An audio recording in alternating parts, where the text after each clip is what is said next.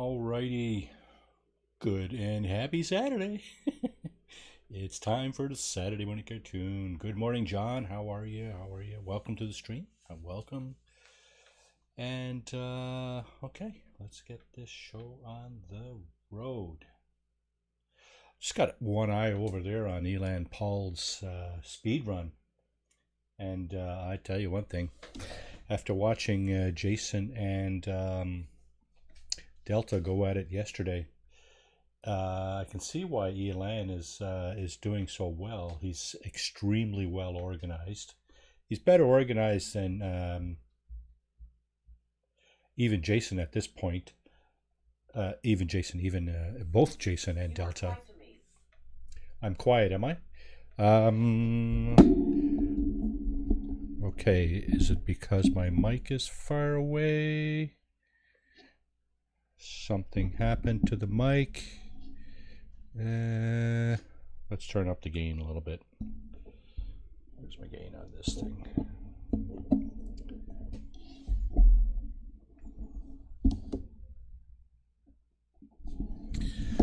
Actually, okay, that should be probably just a little bit better. Okay. Yeah, just like I said, got one eye over on his speed run there. He's doing really well. He's almost done his first one. I think he's going to do another one because he doesn't seem to be very happy with the one he's doing. But yeah, nonetheless, extremely well organized and very methodical. Yeah. Am I still quiet, John? Anyway, getting back to the to our state of affairs here. Let's see, Starbirth. Yeah, we started the Starbirth mission last time, the mission for the living ship, and I spent several hours this week going through. Thank you, John. Going through the 5 steps that you need to perform in order to complete this mission. So 5 steps, and there is almost a day break between each one. So there's a counter that starts after you complete each step. It's like 20 or 22 hours. So, pretty much a day, right? So here's where we are. We're sitting in the space station, and our ship is right over there. It's the Fallen Host. I don't know if you could see that right in the middle of my screen there, but that is actually our living ship. Okay, so let's see. Yeah, all right, so here's the last piece of the puzzle, the archived soul. Biomechanical construction created to the design of an anonymous host, a fusion of complex circuitry and the ineffable glitch of the traveler. Such a calculus might bind realities together or tear them into mere simulated fragments. I forgot to get my water, but anyway.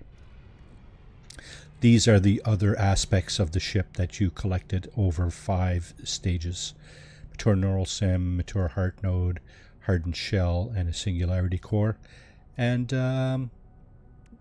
there's our active void egg.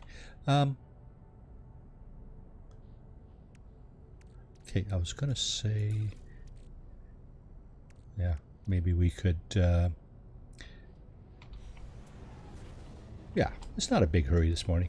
I wanted to get that ship out of the way first, and then perhaps get into the weekend mission.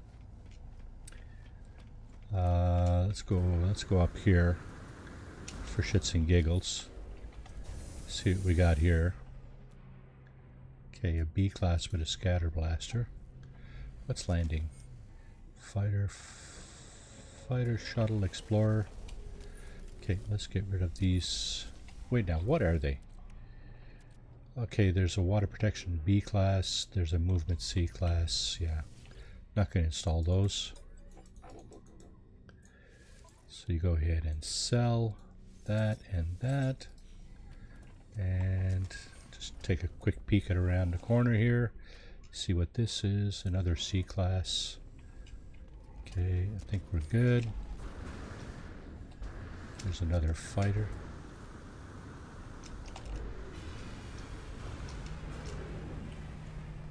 And another fighter with the radiant pillar front end. I don't like those. That's not my preference. This is probably my favorite look here. The golden vector front end, alpha or omega, whichever one it is.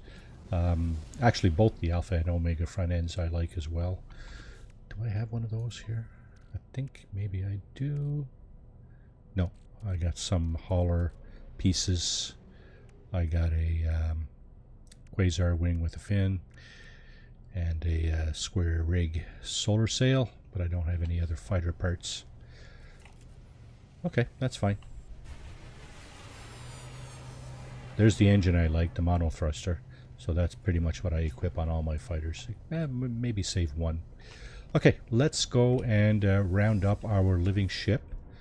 We're going to get out of our ship here just to do a save. And then off we go.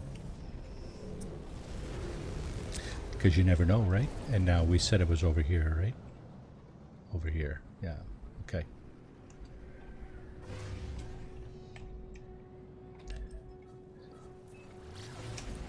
Okay, so having gotten the 5 components for our living ship over the week, I did post videos about those. They're a little kind of long-winded, but if you speed it up to a time and a half or whatever, it'll go by a little quicker. And I did actually, a little while back, I had posted another set of videos about the Starbirth mission, and they are much shorter, in the 10-minute range. Okay, so here is where our ship should be. It is an exact location, not an approximate one like so many others in this game. So let's see what we got here. Let's see what we got. I'm just going to point the sun up here just to get a better look at it. And looks like kind of mainly a white ship with some purplish kind of highlights under the belly, and maybe bluish under the flaps there, the wings, or whatever you want to call them. You know what? That's perfectly fine for me. There's a video out there, or probably more than one, but there's at least one that shows you how to spam this. If you don't like the look of your ship, you can do some reloading or whatever, and get different iterations of the ship to spawn in for you. In my case, it's perfectly fine. So yeah, let's go ahead and do this then. The starship, the creature, the shell, lies next to me. Light pulses across its surface, but it is still quiet. So we're going to begin the biogenesis by installing the mature heart node. The heart begins to beat, weak but undeniable. Continue biogenesis, 1 mature neural stem. Part 2. Ship quivers in response, suddenly aware of my touch. Continue biogenesis, 1 hardened shell. Step 3. I feel the machinery solidify beneath my hands, its flesh taking form as living being. Continue biogenesis, singularity core. The ship is complete, but my task is not yet complete. It needs something more. Awaken the host. So 1 archive soul. This was from phase 5, the last video of my series that I just posted the last phase yesterday. It is done. It is alive. And here is where you get to either choose or reject your ship, I believe. Yeah, this it's an S-class living ship. I don't know that they all spawn as S-class. I'm not altogether sure about that. And this might be the value of being able to spam this thing. If you don't get an S class, then you can start over and wait till you basically spam the thing until you get an S class, right? So we're going to collect this ship, and it's now ours, and this is kind of what it looks like. So kind of white and grayish kind of thing. Nothing spectacular. I mean, it's fine, right? Perfectly fine for me, absolutely. We have 4 supercharged slots, and you see the technology is absolutely completely different than anything we've ever seen. Okay, so we have pulsing heart. That's the pulse engine. Let's put that here. We have the neural assembly, which is basically the launch thruster, I'm guessing at this moment. We have the singularity cortex, which is the warp engine. Text the infidel, how are you? Welcome to the stream. Hope you're having a great day, as well as you, John. Yeah, singularity cortex is the warp engine. Let's throw that here for now. We have the scream suppressor, which is the shield. Let's see, during combat it seems to hijack the neurological array and prevent fear or pain from traumatizing the rest of the ship's body. So the shield will definitely be supercharged as well. Doing pretty good, doing pretty good. Saturday morning, right? Gotta love it. Spewing vents, a mess of sacs and sphincters. Ugh.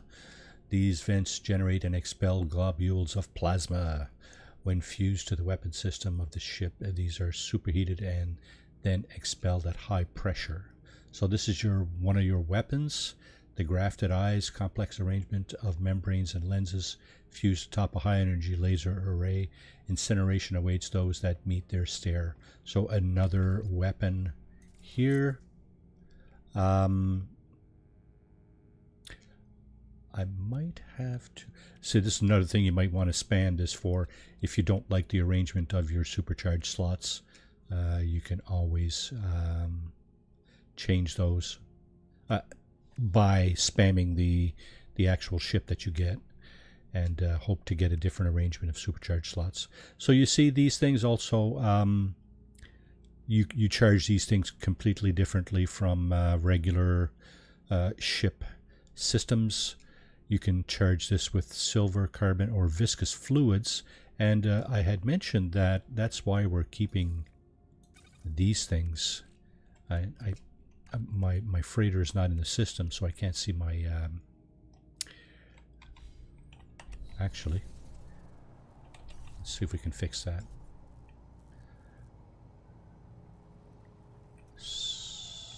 This guy. Doink. Okay. So now that our freighter is here, this is why we were keeping these things here, to do exactly that. Stick them into our living ship when we do get it, because these act as fuel for the various components. Where else did I see that? I saw it here, didn't I?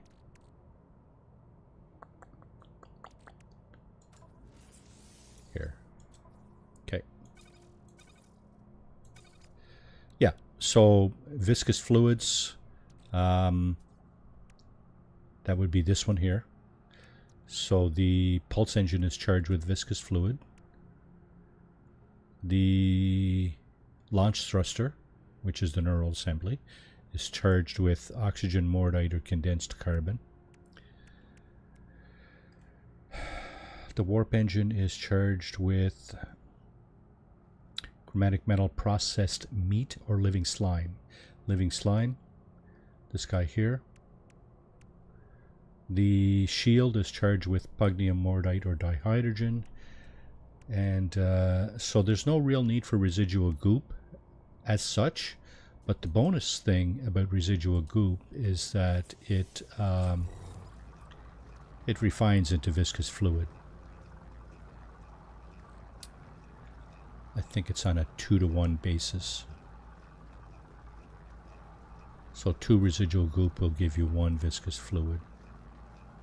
Something like that. Anyway, regardless, the point is that these 3 items that you pick up kind of, you know, over the gameplay can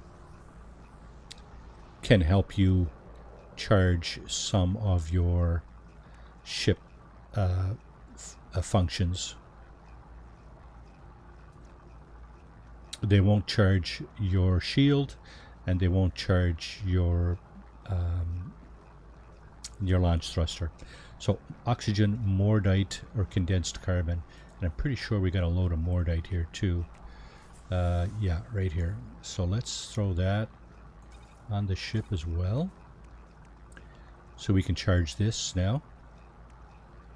And pugnium, mordite, or dihydrogen. So again, we can charge it with this. We also have a crap ton of pugnium, so we can use it for that as well. So let's see. Viscous fluids, mordite,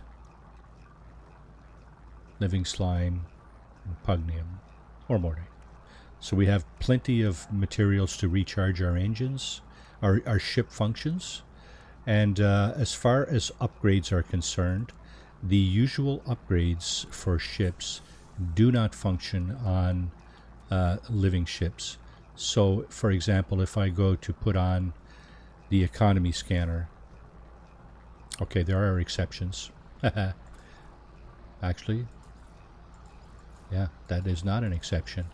You can't put this, you cannot put those on your living ship. So I was correct the first time. Rocket launcher, not gonna work.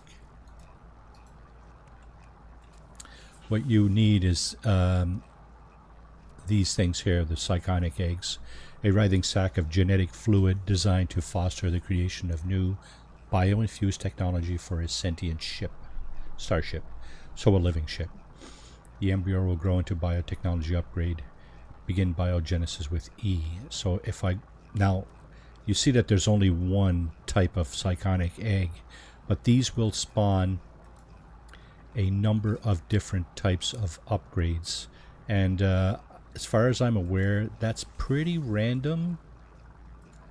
So, you know, it's kind of like almost out of your control. So the other item, of course, is your capacity, right? This particular living ship has a, well, the first 30 slots of the organ chamber, which is usually your technology section up on top here, is all populated. You can put stuff in all of these slots, but the storage sacks down here, you don't have a complete set of, what is it, 50? Yeah, 10 times 5 is 50. They are not all there, so there's missing, there's 3 missing here, there's 1 missing here, and so on and so forth. And that's what these are for, the spawning sacks. I'm just going to do 1 for now, but see, that's basically what you're doing. Oh, actually, yeah, the technology section up on top even has a 4th row, but it's not complete. What we're going to do is we're just going to put this one here, and we're going to step out of that. Get out of the weather there for a second. So these are your storage augmentations. Your spawning sacks act as storage augmentations for your living ship, and these act as technology upgrades. So just as an example, here we go. We got a chloroplast membrane implant, a pre-grown bionic implant designed to facilitate the fusion of biotechnology and sentient starship. Use E to begin the installation process. An infusion of cyanobacteria fills the membrane, which rests just beneath the starship's loose dermal layer. The membrane will recharge the neural assembly automatically when exposed to sunlight. So The neural assembly is your launch thruster right here. So basically you put that here like that, and you can see the blue outline on the two basically means that they complement each other. They buff each other. Now, the other thing doesn't appear that these have class A, B, C, or S. Okay, because they used to. They definitely used to. And you used to be able to, with nanites, you used to be able to upgrade the class of these upgrades with the use of nanites, and just by pressing on the technology itself. But it appears that they no longer have, at least this one doesn't have an A, B, C, or D class. I suspect that's not the case with all of the technologies, mostly because some technologies, well, let's just take another one and see. So here we got nanotubes laced through the vessel's neural assembly can be energized as the ship deems fit, creating a field that blocks hostile cargo probes. Okay, so this is the scan, that probe inhibitor that you can put on your regular starship. This is, I believe, what acts as that pretty much. So let's see, is this the shield? Yeah, that's the shield there. This is a standalone kind of technology, so we may as well pick it up and put it down here. Okay, so that's the idea of the living ship. I'm not going to continue using this right now because it's a little underpowered. As we add technology to it and so forth, I'll get back to it. These items here, the psychonic eggs and the spawning sacks, you pick up mostly through frigate expeditions. Did we do any scanning here? Does not appear that we did. Incoming storm, eh? Wow. Did we do any scanning here? Not really, eh? Ground, ground, ground, flying. Underwater, underwater, underwater. Okay. I think we might be leaving here shortly.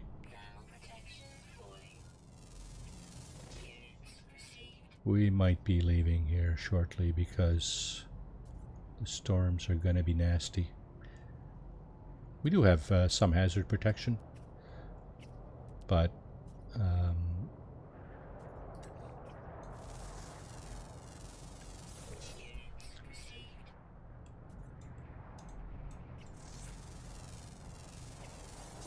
go. 6 out of 10, eh?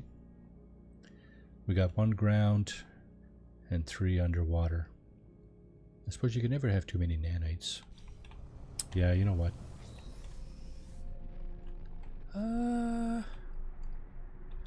What do we got for maps? This should go up on the freighter. It's only 4 silver, but should still go on the freighter. And cracking void egg. Okay, so this is what we used in phase 5 to and just as a caveat here, this is the actual item we used in phase 5 to locate our 5th component. You see a list of items there on the bottom, the hunter, the reflection, and so on. Those are glyphs, and so there's a number of things that need to be in place for you to complete the starship, the Starbirth living ship series of missions. One is you need 12 glyphs. You need the first 12 glyphs because these glyphs here, the last one on the list, not the last one like the ocean, actually it might be the Ocean King. one of them is the 12th glyph in the series of 16. And that's why you need all 12 to be able to get to this portal location. And the second thing is you need to be in the Euclid galaxy. See, it says the last thing, it says Euclid, Euclid, Euclid. So that's two things. You need 12 glyphs and you need to be in the Euclid galaxy. When I first attempted this phase 5, Thursday I think it was, I didn't quite realize at the time that that was the case, that I needed to be in the Euclid, and I needed 12. I had 10 of the 12 glyphs, so I had to run around looking for 2 more glyphs, and then I realized, oh, okay, I need to be in the Euclid galaxy. The problem with this playthrough, of course, is that it's the continuation of my fugitive run from just before Christmas last year, and if any of you are aware about the fugitive run, it's that the objective of that run is to get out of the Euclid galaxy without going into any buildings, space stations, etc. So I had 0 waypoints in the Euclid galaxy, which made it a little challenging to think of a way to get in there. And of course, the way that you do that is to open up the space anomaly and point yourself at one of the featured bases. One of the featured bases in the anomaly is actually sitting in the Euclid galaxy, so that's an easy way to get in there. And once you're there, I mean, it's just a matter of finding a portal, and if you have those 12 glyphs, then you can certainly enter these 12 glyphs. In my video, I also have a cross-reference of these descriptions: the Hunter, the Reflection, Spiral Reality, etc. The cross-reference between the living ship description and the description that we're used to. Let me see. Yeah, I won't be able to pull that up just right now, but certainly you can consult either one of my Phase 5 videos that I have on my channel, and you'll see what I mean. There's an equivalency chart there that basically shows you what description in the living ship glyph corresponds to which one we're used to. So there you go. That's the living ship. Like I said, I would like to follow up this this mission completion with a Nexus mission, but I think, you know, this is going to be kind of a chill stream. We might not do a traversal today. I don't know. Maybe we will, maybe we won't. It depends on how time goes, but I'm after a week of grinding out that that Starbirth mission. I'm just feeling like a kind of a relaxed stream this morning, especially after looking at watching Elan Paul doing his speed run. It's yeah, that's not for me. That stuff is just too tense. I'd have to have copious notes and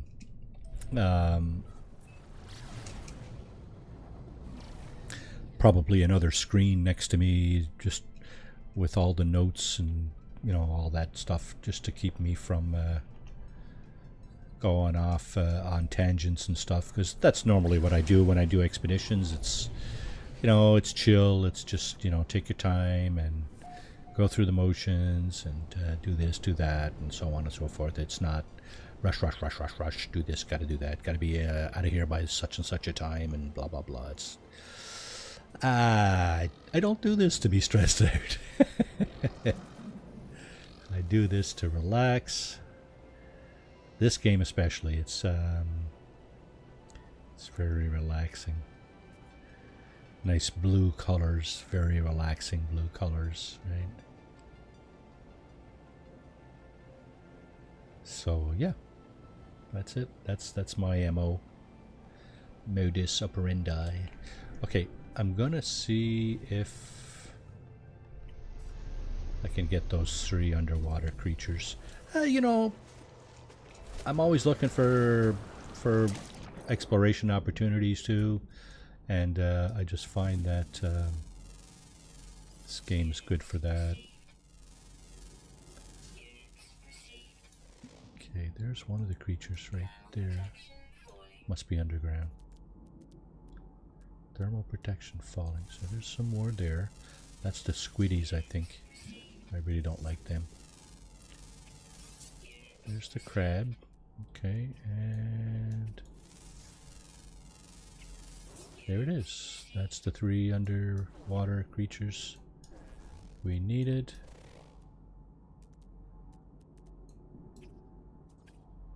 Hello. Hello. Critical exposure in 3.5 minutes. How is it? Oh, we got lots of oxygen. Okay, let me just double check that. Yeah, we got all our creatures except for one. Rare ground. Okay. Let's go back to our ship, go back to solid land. And hopefully that creature will spawn in shortly.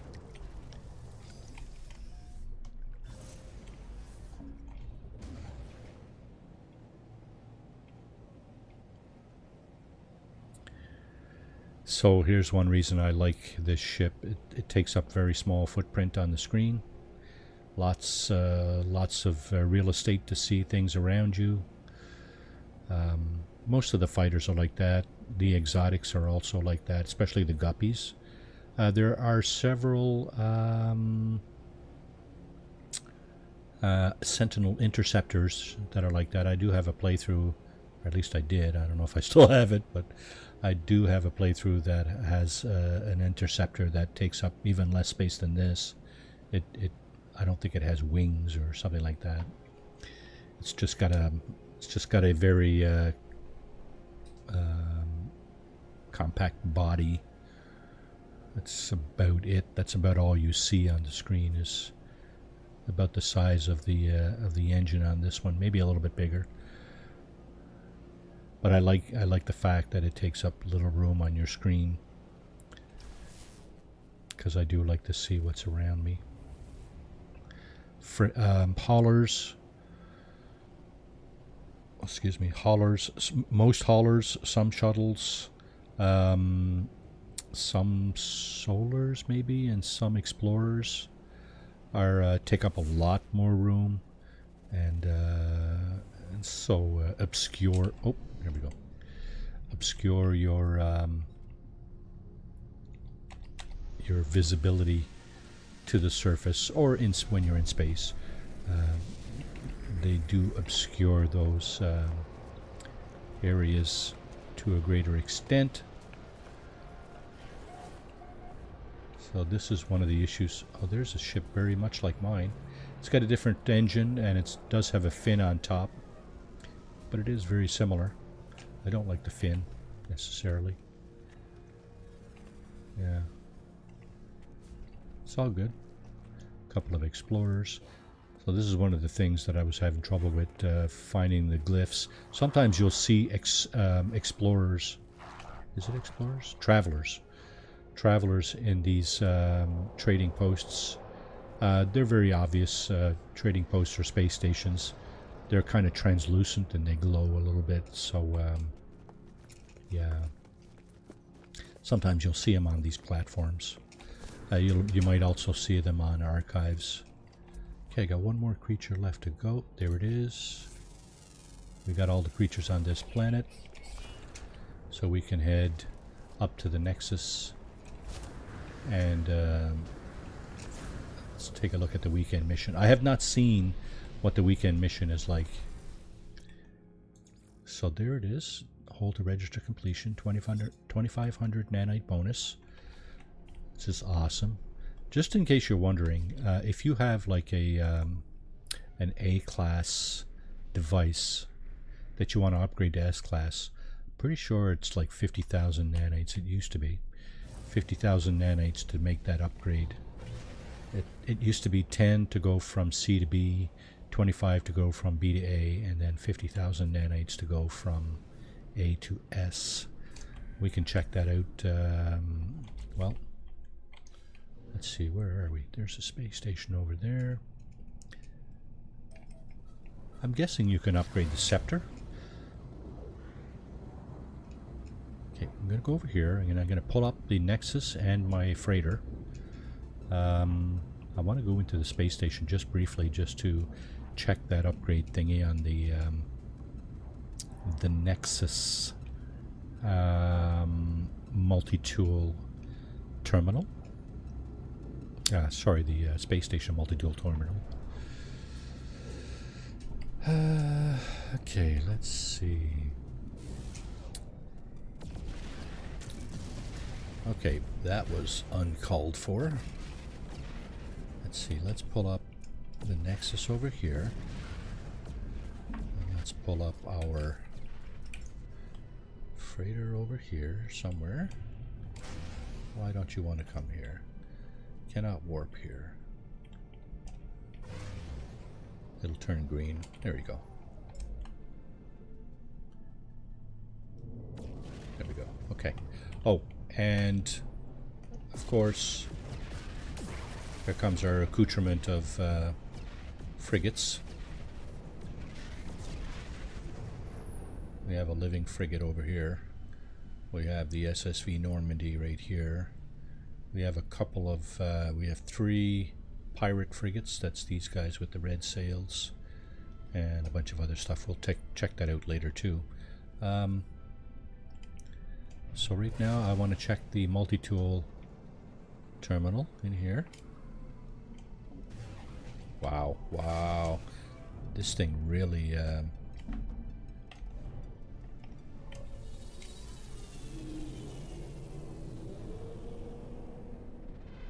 really slides. Drifts, I guess you call it, is it? From automobile terminology. Okay, here's the terminal here. Now, what I was talking about is... Oh my God, 125,000 nanites. No wonder people are duping shit. Holy crap. Okay, 125 for that one. I wonder if they're all the same. I don't know if all of these are... Okay. Is this the... Okay, no. I'm not for sure I was selecting that, but... That's a B class. Okay, what does it cost to upgrade this guy? B to A? Yeah, weird. That they've nerfed that significantly. Used to be 25,000 nanites, now it's 62. I don't know if that's for all B to A.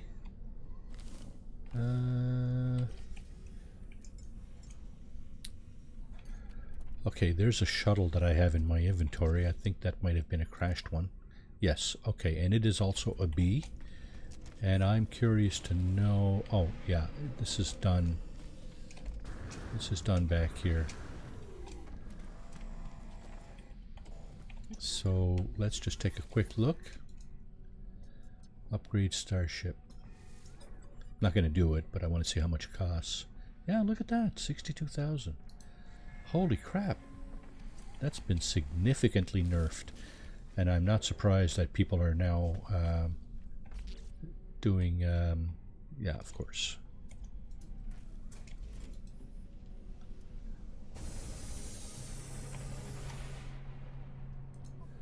Doing a lot of duping in order to get these things, because that's just ridiculous. Bad enough it was 25,000 nanites. That was difficult enough to get, but 62 for... Yeah. I don't think so. Okay, our starship. Let's bring back... There's our interceptor, one of our interceptors. Okay, this is one of the other ships I've built. This has the shorter nose cone. Star Wizard, how are you? Welcome to the stream. This is the not quite the golden vector kind of front end, but it's a stubbier than that one, but still very compact. Let's see what else we got here. I think that's my go-to.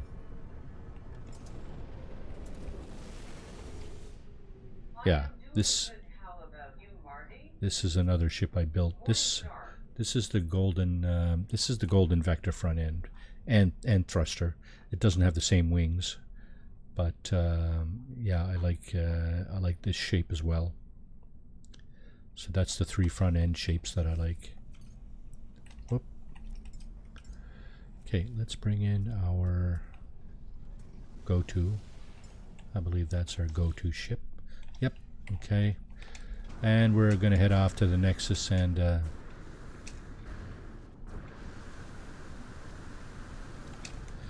yeah, so there's a way to use your jetpack inside of the Nexus and space stations to, well, let's just do a save. To go a little faster with your jetpack, but you got to hit it just right. You got to bounce, and then when you jump back up, sometimes you get the boost. Okay, the Nexus should be right over here. So let's see what the weekend Nexus mission is about. Hopefully, I will have the backbone to do it this morning. I'm just going to take 30 seconds to go and refill my water. I forgot to do that before the stream, so I'll be right back.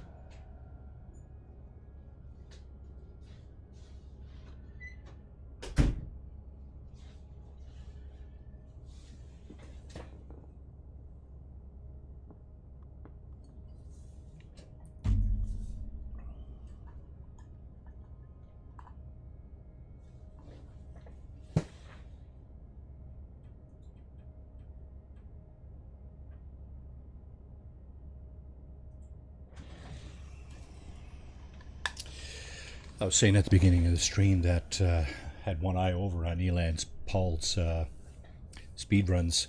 He's 35 minutes into at least his second run today. He's going to drop down below the hour mark pretty regularly. Yeah, some of them definitely did. They've I think what they've done with it is they've randomized the size. They have a certain range of size now. It's smaller, bigger, etc. Okay. We have a number of things available at the Quicksilver dealer. I'm not going to bother with that just yet. There's a big baller hauler there. Jack's Paven's starship. What is the weekend Nexus mission? Ah, speaking of hazardous flora, there we go. Oh, I like this reward here. Carrier AI fragment. That will point you directly at a crashed Sentinel interceptor on a dissonant planet. If you get to a dissonant planet and there are crashed interceptors on the planet, this will locate that interceptor. It will not point you to the encampment, which is okay as well, because there's a way to get the interceptor by way of the encampment. Of course, there's a terminal in the encampment that allows you to locate it, but this thing here will point you right at it. So yeah, if you see a Nexus mission with, or any mission that has this as a reward, and you're looking for a Sentinel interceptor, oh, they just switched over. Okay, the rewards just flipped over, but the AI fragment is still there. Now I think I still have some of those, so I'm not going to bother with that. There they go again. They're flipping back and forth here. I don't know why. This is what I want to do here is the weekend Nexus mission. And the prize here is the 1800 Quicksilver. I do have a little bit here, so, you know, not too worried about that. But we'll go ahead and do that. It's funny. I saw somebody complain about the. I think it might have been on Reddit or something, but somebody was complaining about people piggybacking off you on the Nexus missions. They just go to the mission and then do nothing and then reap the reward. And you know what? Personally, I don't give a shit. Do what you want, right? If you're lazy, if you're too lazy to do the work and want the reward, well, you know, that's on you, right? That's not on me. So anyway, spoke my piece. All right, now we need to find where our hazardous flora is. Oh, it's right there. Okay. Approximate location. Yeah, so basically when you're hunting hazardous flora, your first objective is to find the grave of the traveler that was smitten by said hazardous flora. Because basically that is the mission, right? Eliminate the hazardous flora such that subsequent, you know, travelers and whatever life forms to this planet will not be overly bothered by this stuff. So here we go. We're looking for a grave. This is an approximate location, as you can see, and it's hard to tell where the grave might be. Your best bet is to land on that target and then go find it from there, because the graves are not easy to locate. Yeah, I think that's what I'm going to do. I'm just going to land there. Land to begin your search. Sure. Why not?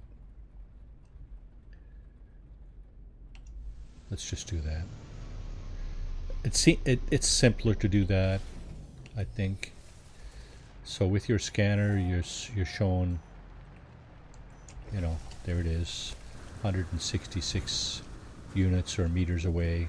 This one is very, very close. So let's go ahead and open this thing. The fallen traveler's log seem to mention flora infestation, but holds no further clues. I will need to scout to locate hazardous flora. So let's leave this guy alone.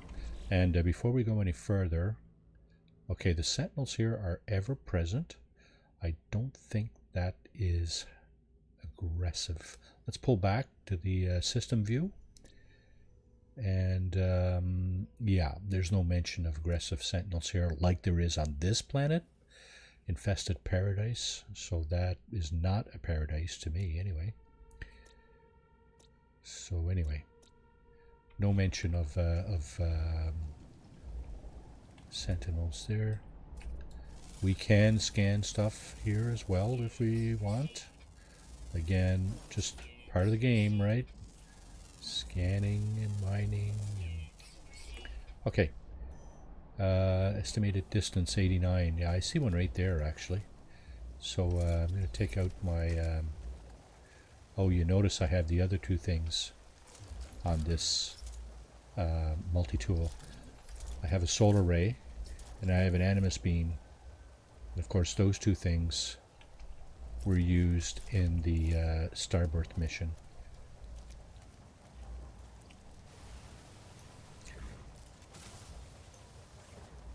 Okay, we have one hazardous flora eliminated. There's one right over there. Whoa, there's actually 3 or 4 over here. There's one right there. There's one right there. There's one right over there. That's 4. We can scan the hazardous flora as well, if you can see. Scan the creatures here as well.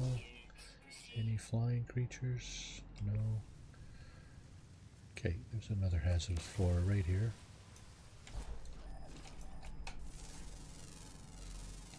Alright, how are we doing? So if you're on a computer, you press the H key to cycle through your missions on the bottom right, and we've got 5 done. Let's grab this condensed carbon while we're at it. Flying pigs. Let's scan the flying pigs. Hazardous flora right there. That's 6. Incoming storm. Oh, lovely.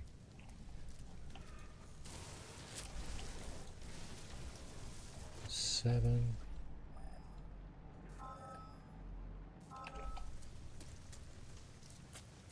I don't like going straight at it when I can't see it, because if you get too close to it, it'll snap at you. Distance 1.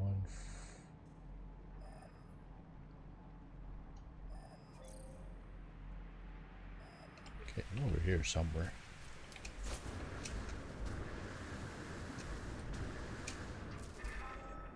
There it is. So it's an extreme storm.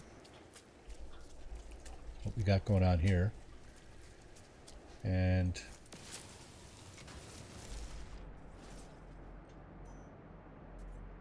estimated distance 95 units.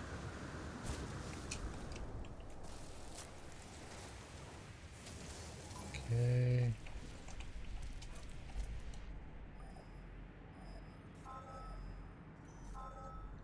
$64 units. So we do have some extra protection. Okay. There's one. This will be 11. And there will be 12. We've done our job. There it is. Yeah, like I was saying, we do have some extra protection against the heat right here. And, of course, a blade of solar regulator, which is even more protection, which allows us to stay out of the heat for, well, longer than we otherwise would.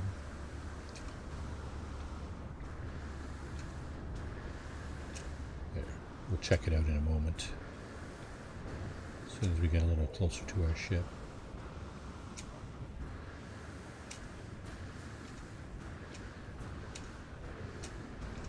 So those two technologies combined, if I recharge this guy, allows us to stay out of the heat for, oh come on, it's longer than 24 seconds. It's longer than 24 seconds, please. 143 degrees Celsius, that's actually not all that warm. So it says extreme storm there, but you know what? It's not all that hot. I'm gonna recharge this. Okay. Now, return to the Nexus receiver reward.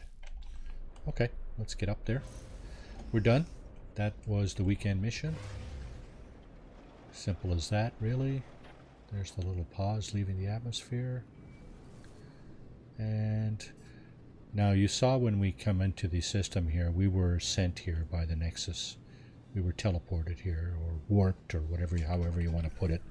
So we have to resummon the Nexus in order to get back into it. It's the only way to get back into it, as far as I'm aware. But when we come out, we'll come out in the same system we went in to the Nexus in the first place. Excuse me. So, okay. Oh, there's a nice little guppy there. Not my favorite. Oh, actually, this is my favorite little guppy right here. It doesn't have any appendages except for those two little wings. This one is similar, except it has the pointy things on the front. Now, I don't like those pointy things on the front. Strictly aesthetic, in my opinion. This one here has a very small footprint on your screen. This little tiny guy here.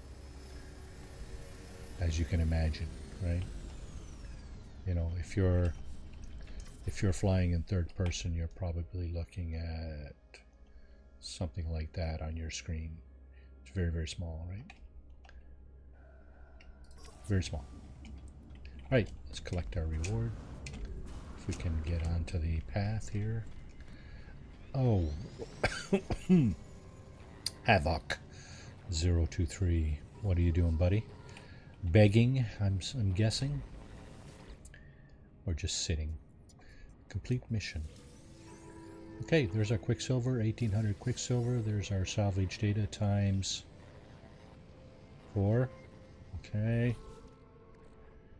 Quicksilver, 14,000 Quicksilver. Awesome. Yeah, I knew I had some carrier AI fragments. Alrighty, and there's an interceptor over here. This one has pretty big wings. There's 2 interceptors over here, actually. Let's take a look. And there's another Guppy exotic. This one has these 2 wings on the outside. I believe they fold down, and they make a fairly large blade. When you include the top fin and the 2 fins that fold down, they make a very long blade. I'm not fussy about those either. I just like the little, well, it's gone now, but I like the little blue guppy there. That was very nice.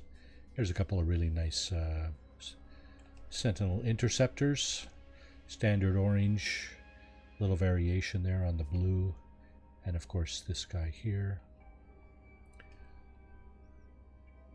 Again, standard orange, but it's got some white and black on it too. Very nice, very nice. Yeah, so I am in multiplayer mode here, so the game does not pause when I'm in camera mode. That's fine, no biggie. Okay, we'll do the save. Let's go back to our freighter and see what gives in terms of yeah, you see we're getting sent back to the initial point of interaction with the Nexus. And our freighter should be just outside the door, along with the space station.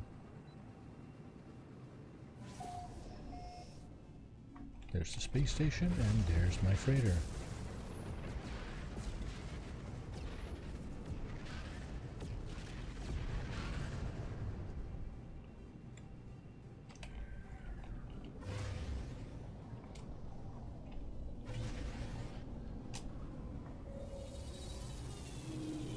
Okay.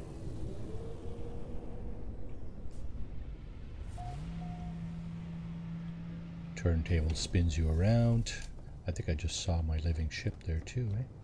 Yeah, this thing just kind of hovers off the ground, kind of thing, similar to that ship that we received as a reward in a recent expedition. I don't remember the name of the ship, but it also hovers. Yeah, you know, this is fine. This is perfectly acceptable for me. I'm probably going to dupe the psychotic eggs and the spawning sacks just so I can fill this thing out properly. For now,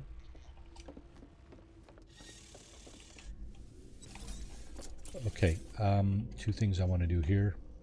One is this. I want to bring in my frigate missions just in case. Storage augmentations, that's for your regular ships, regular starships.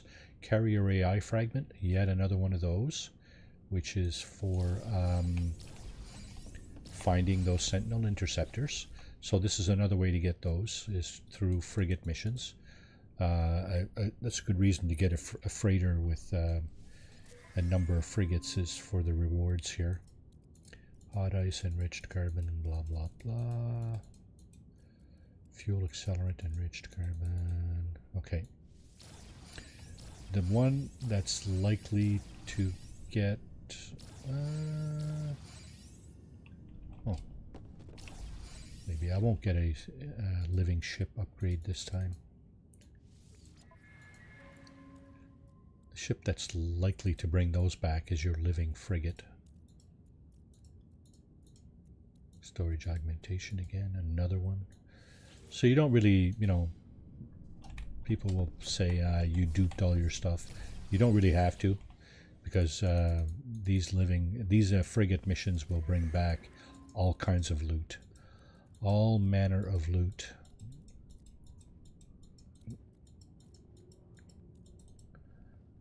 "4,000 light years." That was a long mission there.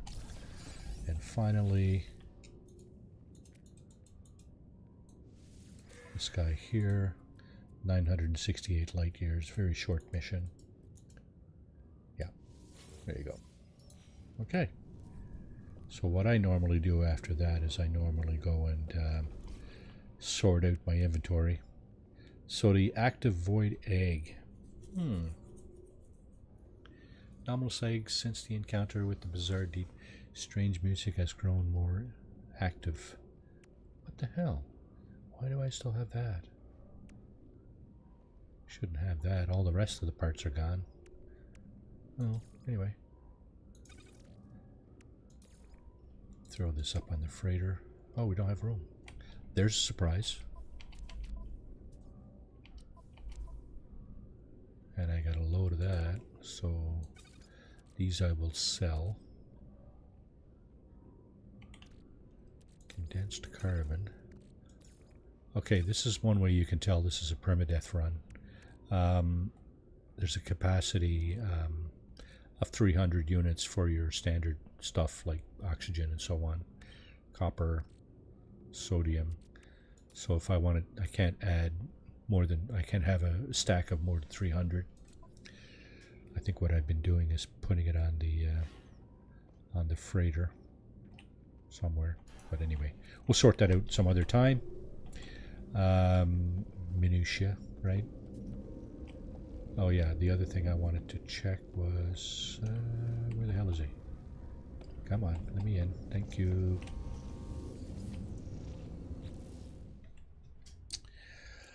Where the heck am I? Frozen, arid, acrid. So the living ship, I found the living ship on one of these two. I'm not even sure which one it was. Anyway, that was the living ship. And do I have a base? Oh, we are in the Euclid galaxy. So we need to get back to... let me just check something here.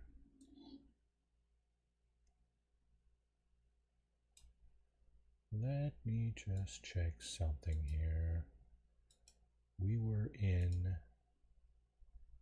What galaxy were we in? Anybody? Rarasmutal, I think is where we were. Okay, did we have a base in Rarasmutal? Your bases.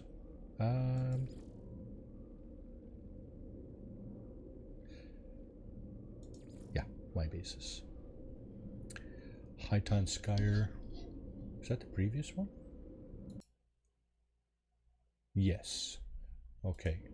So I don't have a base in Rarasmutal, but I have been to space stations in that system.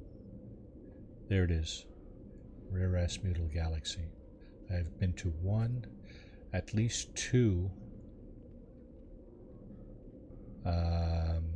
space stations in Rarasmutal. So we're going to go there because that's where we want to be. That's where we want to be to do our next traversal of galaxies. I'm going to spend a minute, see where we are in that galaxy. I don't know if it's close to the center or not.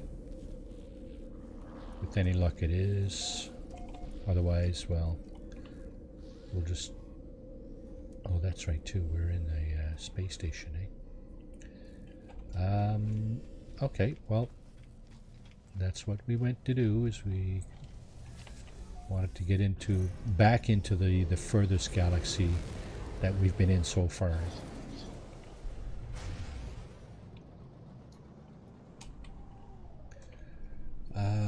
What do we know about this place? bountiful, sporal, toxic, webbed, dusty, and we don't even know what that one is. Doesn't look very promising. Bountiful but aggressive sentinels, toxic, sporal,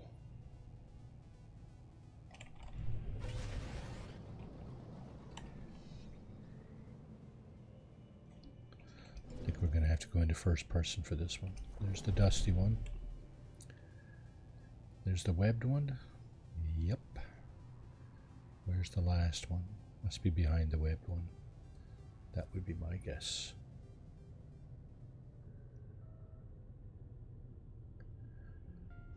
Pretty much.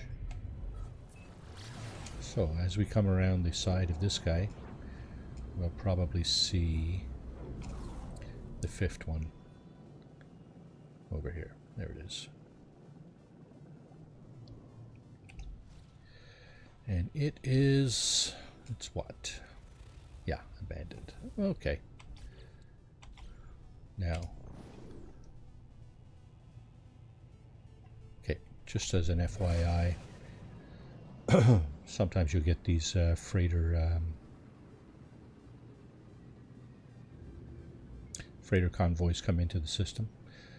They will be surrounded by a number of storage pods and frigates, and occasionally you will see frigates for sale. If you get close enough, sometimes some of them will be for sale. It's a trade frigate. There's an exploration frigate. There's an industrial frigate. Doesn't appear that this particular convoy has frigates for sale. That's all good. What we're going to do is we're going to call in our own freighter, because it's probably the best way I know how of getting around the galaxy. Reason being, hyperdrive range on this particular ship is 1153 light years, and on my freighter it's triple that, 3600 light years. So you go a lot farther. There's one of my interceptors right here. This is one I picked up. I like it. It's pretty compact. Yeah, so the compact one I was talking about is very similar to this, except it doesn't have these side wings. It's just the... Pete, welcome to the stream. How are you doing today? Hope you're having a great day. Yeah. So the, like I said, the interceptor, the very compact one that I found, is just the body without the wings, and very, very small footprint on your screen. I want to say there's a video on my channel about where to get that, but that might be all turned asunder by upgrades and updates from the developer. So okay, 676 light years away. Let's see if we can find a decent planet to put a portal, to put a base near a portal. We're in an F sector. F9, F9, F3, looking for F5. F5, there's one. Viking system, 2-star economy to 1-star conflict level. It does have a water planet. There are 6 orbs in this star system. That is the maximum. So we'll go and check and see if there's a paradise planet down there, or something close to it.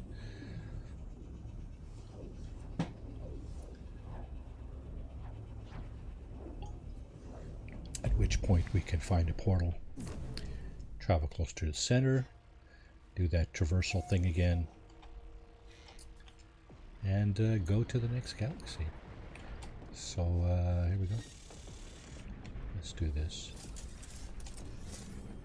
Oh yeah, different playthroughs. My materials here are in different locations on my freighter.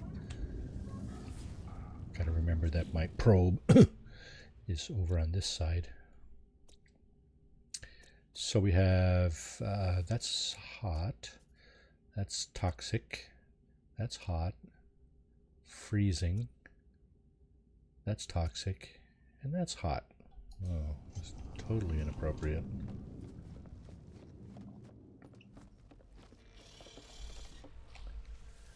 Alright. Let's try that again. Let's point to the middle this time. Where's the middle? There it is. And let's go 3,000 light years. That's pretty close to 3,000. We're still in the F sector. NF sector. There's an F5 with water, but I don't like the conflict level on that one. F8. I'm just looking for F5 because, well, it seems there was one there. There's a dissonant system. You'll probably find interceptors in a system like that.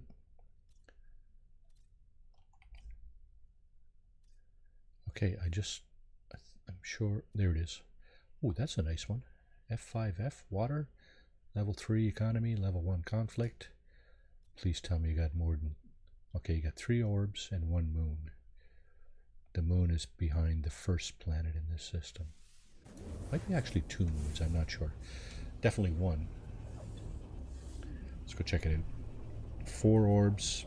You know, the fewer orbs you have surrounding the star, the less of a chance you'll have of finding what you're looking for if you're looking for a specific type of planet. But pay your money, taking chances, right? Pretty much. It's a gamble. It's our NG.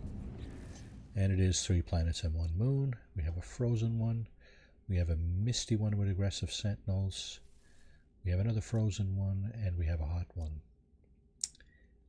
That's too bad. Let's go try that again. Roll the dice. Roll the dice, Marty. Sometimes you're lucky, sometimes you're not so lucky, right? Sometimes it might take you a little longer. Again, we're going towards the center. Hyperdrive has no fuel. Okay, that's not going to help. Let's throw another cell in here. Let's go ahead and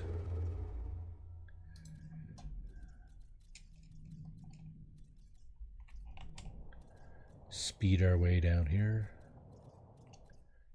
2,800. Okay, that's far enough, I guess. Still in an F sector. That's fine, I guess. F or G, right? That's what you're looking for. I guess all the yellow ones are either F or G, so. Oh, what's this? Level 3 conflict. Meh. Buck, buck, buck, buck, buck, buck, buck, buck, buck. Okay, here's one. F5. Doesn't have any appendages onto that, but it does have a water planet. Level 3 economy, level 2.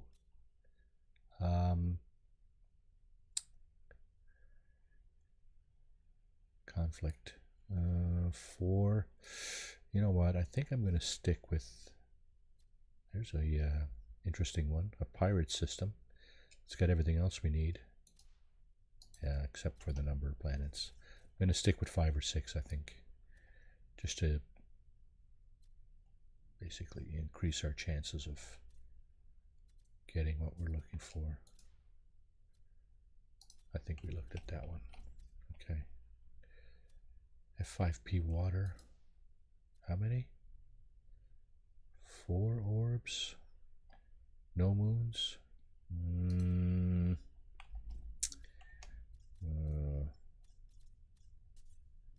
Oh, is that the one we were just looking at? I think it was.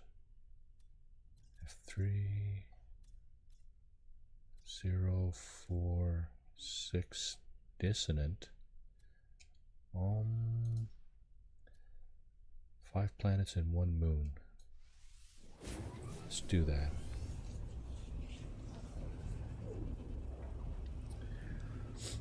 Problem with dissonant systems is they don't tell you if there's a water planet in the system. I don't think that's critical or necessary for a paradise planet. Somebody can enlighten me on that in chat, perhaps. I do not know all the fine details of this game, but, well, I do know some. Alright, Find is glitch. There's irradiated. There's the desolate planet. That's a hot planet, but it does have dissonance. There's a lush planet, but it has aggressive sentinels. There's a tropical planet and an ash-shrouded planet, which is probably hot. Now this tropical planet here, the sentinels are observant. The weather is mostly calm. I think we're going to take a trip down there. What's it called? Zezhushk Beta. Zezhushk Beta. Let's take a trip down and see what's going on. Break the monotony here of just constantly going back and forth.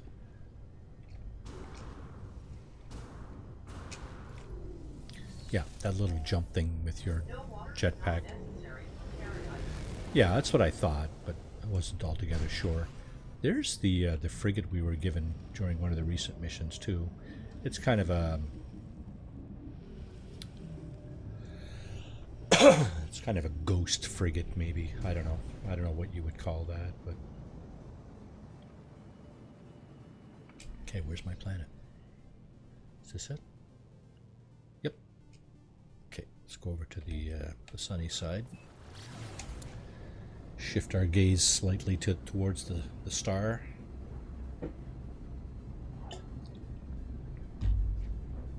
Yeah, I didn't think so. I'm sure I found paradise planets that are not water planets, or planets without water. This one, I believe, does have water. Let's just... maybe not. It makes no difference to me either way. If the weather here is fine enough, it says mostly calm. So if the weather here is fine enough, probably going to look for... Yeah, okay, that's fair. And this one does have water. I think that's what I'm looking at. Yeah, I'm definitely looking at water here. Okay.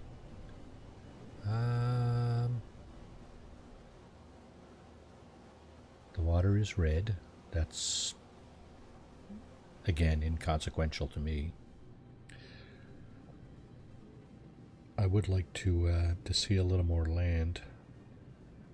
I don't mind being next to water, like an ocean, but I do like to see more land. Of course, when you have water creatures, right? This place is a little mountainous. Not that that's a showstopper, but those are definitely not my favorite planets. Okay. I like what they've done with the water, though. Very nice. A little more see-through, kind of textured waves kind of thing. We'll find out shortly what the weather's like here as soon as we land, or not long after we land. There should be, if there are storms, they should spawn. There's a stick in the mud. Don't like those.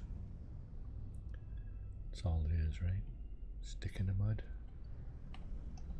Yeah, pretty much. Yeah, okay. That's what I thought.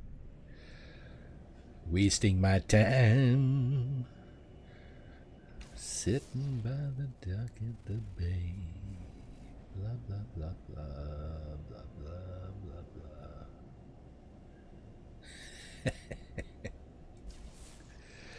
blah. I hope everybody in chat is having a fine and chill morning. If you're on your computer or whatever, you can open up a second browser and check out what Elan Paul is doing.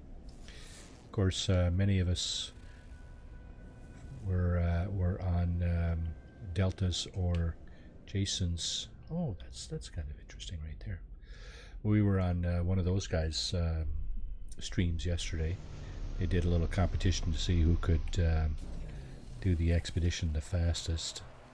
See if they could get the record. I don't I don't think they got the record. I'm thinking Elan Paul still has that. And I'm thinking he's proving it this morning. Although I haven't been... Yeah, and so here we go. We do have a storm here. It's quite nasty. So I'm not going to build on this planet. I will, however...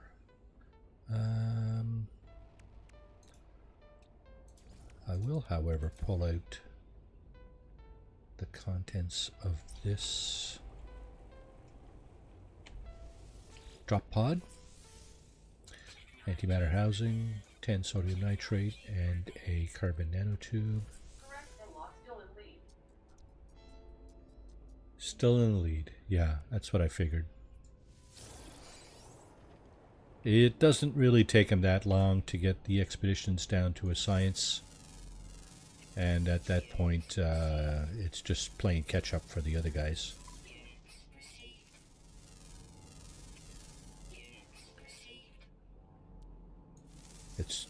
It becomes a game of catch up for the other guys, pretty much.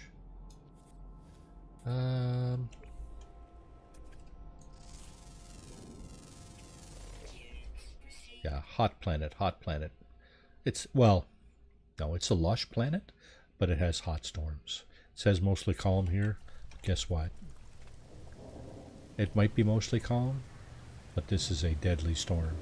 If I didn't have my heat protection on there, I do have critical exposure in... Now that's supposed to count down, see? 111.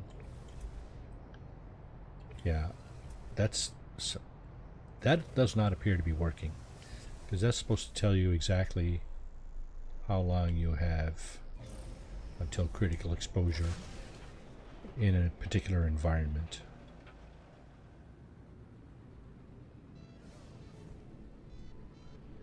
Okay, let's get the feck out of here, because this is no good.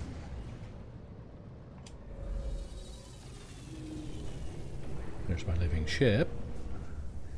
So for you people who just popped in here, first thing we did on the stream this morning was go and pick this thing up. This was a culmination of a week's worth of effort. So last week we cracked the void egg when we were out in space. We had the void egg in our starship inventory. We did a pulse, and we were given coordinates to the first rendezvous, if you will, for obtaining this thing. There are 5. There are 5 phases, and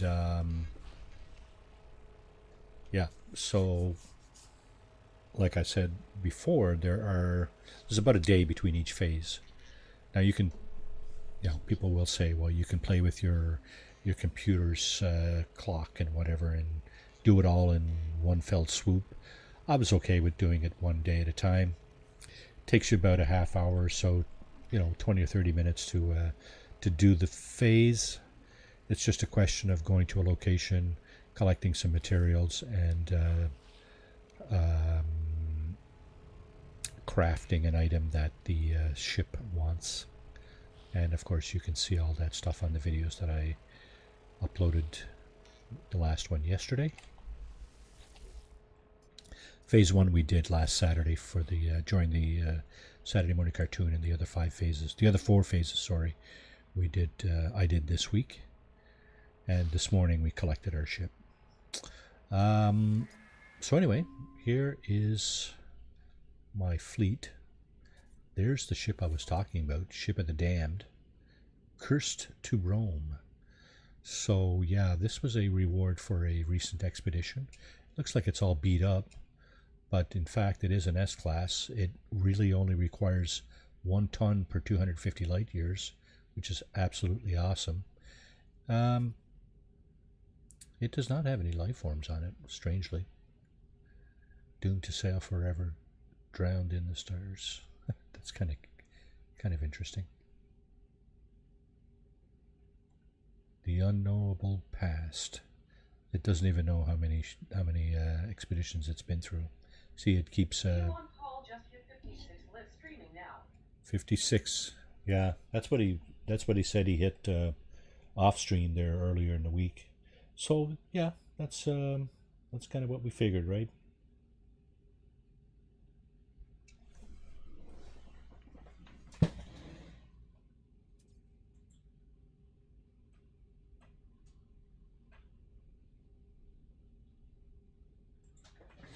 Yeah, I'm not altogether sure what he's doing over there at this exact moment, but he appears to be trying another run. 56 minutes, that's pretty good. That is pretty good. Okay, so anyway, there's my fleet, and what I was looking at was the galactic map, of course. Basically, we're still looking for a decent. Are we in the G sector yet? No, we're not. How about now? Nope. How about now? Nope. Now? Out of jump range. Okay, fair enough. 3,400 light years. You know what? Whatever. There's an intense system. Where is it? Is that it? 3-star economy, level 3 conflict. That's pretty intense. I'm wondering, for a star system such as this, it says there's water. There's a water planet there. Wonder how much of a chance there is of finding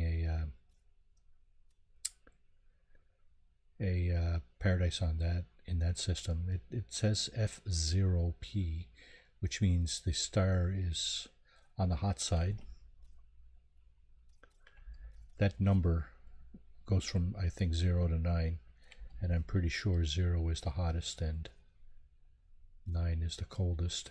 That's the star's temperature. Not necessarily anything to do with the planets in the system, though. So here's one here, F3, 0, F7.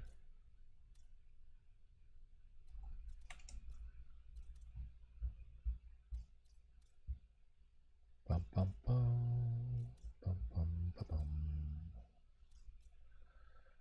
Do, do, do, do, do. Submarine.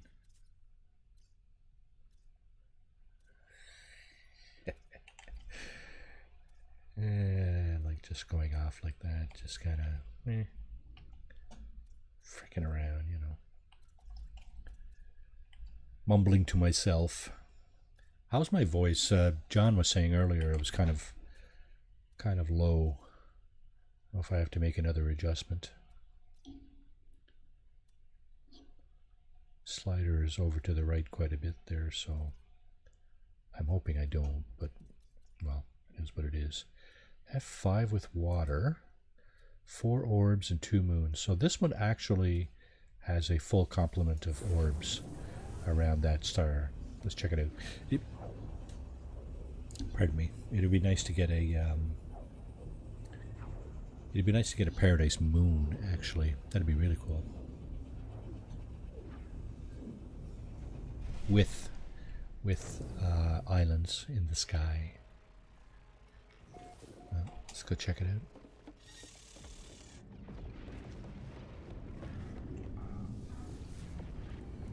And we have toxic. Excuse me. Okay, it's time to take a bio break. Toxic, cold, toxic, glitch, cold, and bountiful with aggressive sandals. That's too bad. Sweltering damp though. Okay, one more hop and then we'll take a bio break. Refill your drinks and snacks. Use the facilities if you have to, so on and so forth.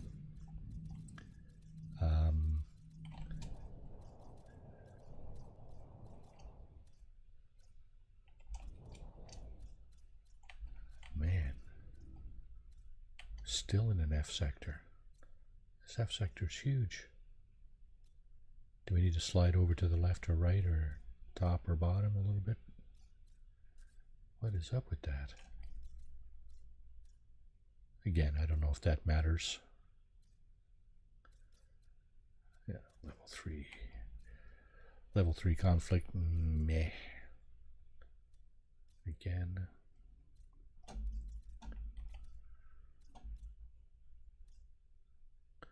I think I need to snack myself.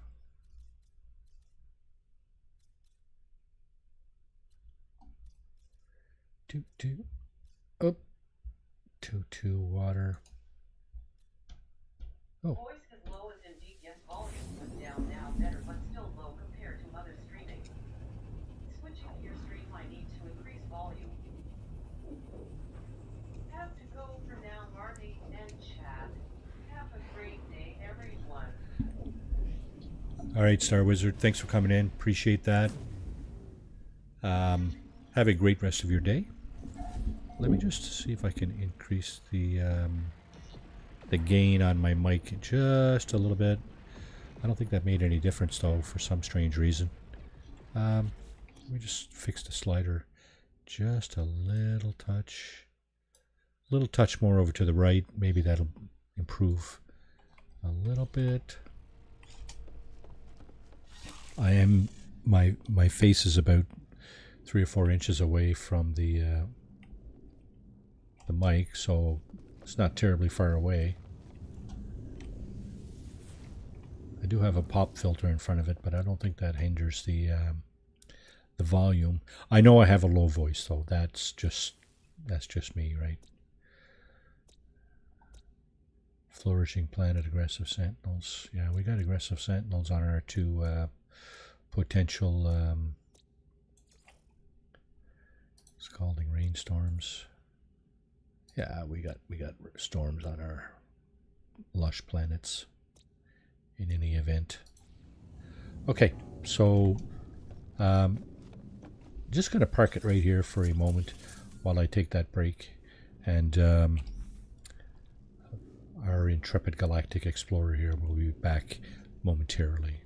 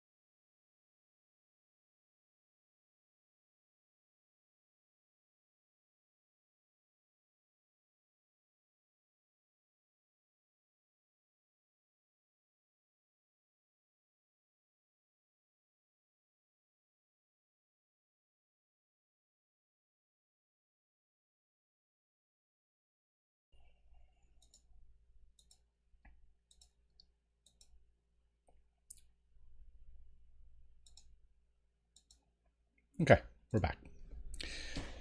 Got my snack. Dates.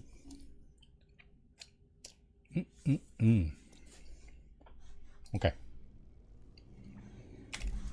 Let's do another hop or two. Let's do another hop or 6.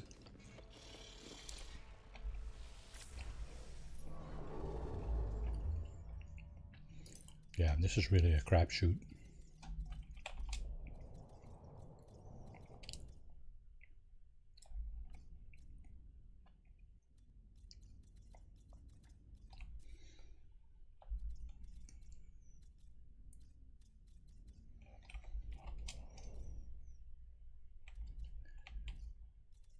Still in an F sector. Wow.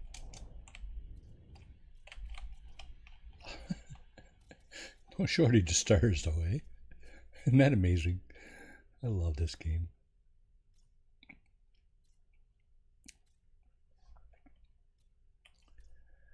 I think somebody could spend their whole life and never see all the stars in one galaxy, let alone all 256. Okay, F5 with water. Pirate system. Not enough planets. There's only 3. Okay, it's fine. Move along. Move along, sir. Nothing to see here.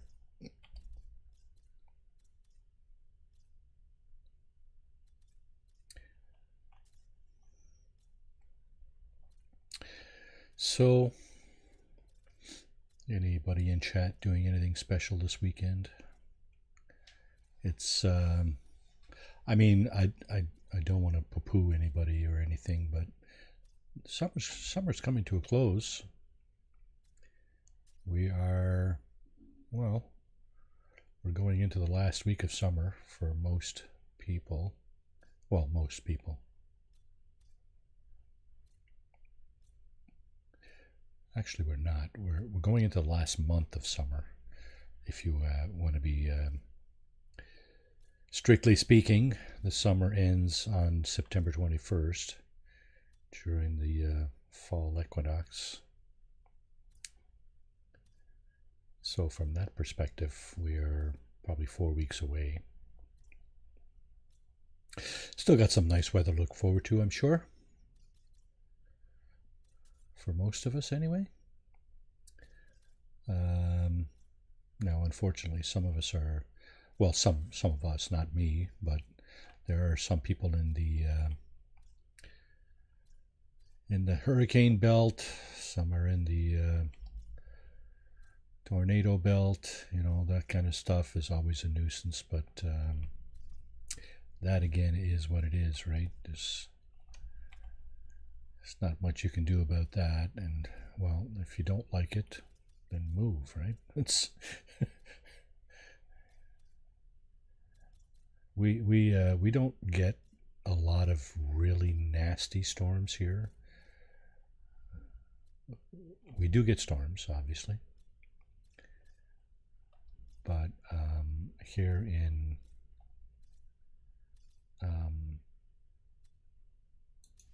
Eastern Ontario, it's the extremes. It gets fairly cold here in the winter and fairly hot in the summertime, fairly hot and sticky.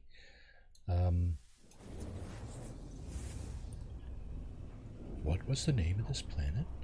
This system?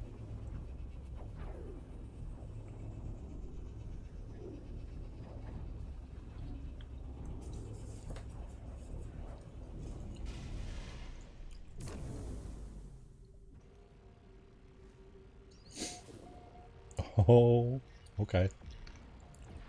Miat Nino. Okay, let's go see.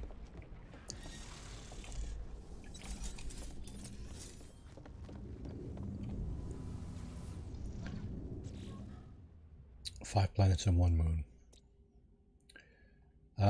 That's a lush planet, believe it or not. Marshy. It's lush.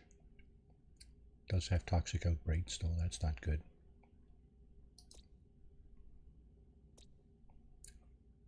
Radioactive. There's our dissonant planet. It's appears to be a glitch. Cold, cold, and another lush planet. Yeah, still not really good for sweaty drizzle. I wonder if that's a constant sweaty drizzle, or is it like there are some nasty storms? Questions. We'll keep looking.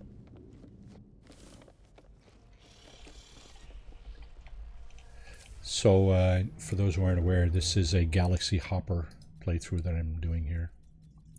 It's the continuation of my my fugitive run from just before Christmas, and as I mentioned that during the stream here a couple of times, the starship, the Starbirth mission for the living starship, there are two conditions that you must comply with to complete that mission. One is you need 12 glyphs. The other is you need to be in the Euclid galaxy. So this being the continuation of a fugitive run, you may know that the fugitive escaped the Euclid galaxy. That was the objective. That's the actual objective of the Starbirth run, or the fugitive run, was to get out of the galaxy, right? So I had no waypoints in the galaxy. It's kind of interesting. I had to be creative about how to get back in there. So I used a featured base in the anomaly. One of them does point to Euclid, at least one. So yeah, that's what I did. That's how I got back in there. And of course, the portal coordinates that you are given for the last phase are Euclid galaxy portal coordinates. If you tried it in any other galaxy, you'll get what I got. Yeah, your coordinates are incorrect. Blah blah blah. You must try again. And yeah, so I was. Where the hell's the center? Oh, there it is. How far are we? 32. Okay, we're getting close to our limit here. So G5. G. Okay, we're in a G sector. Okay, that's good. Well, that's good. It's different. Let's just call it that. We were in an F sector until the last hop. I don't know if G is better or not. I really don't. For in terms of chances of finding a paradise planet.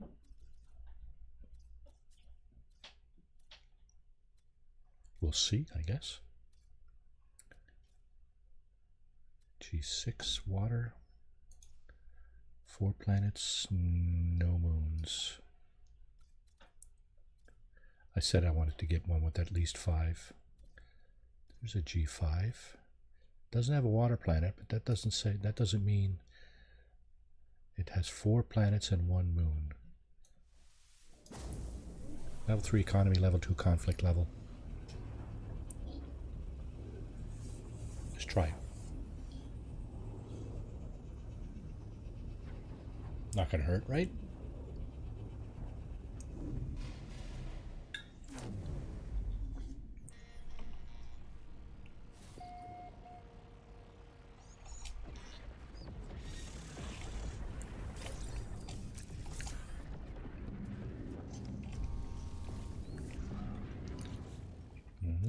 Doesn't look like it. Hot. Desolate. Cold. Jeez. Nothing on this system. Okay.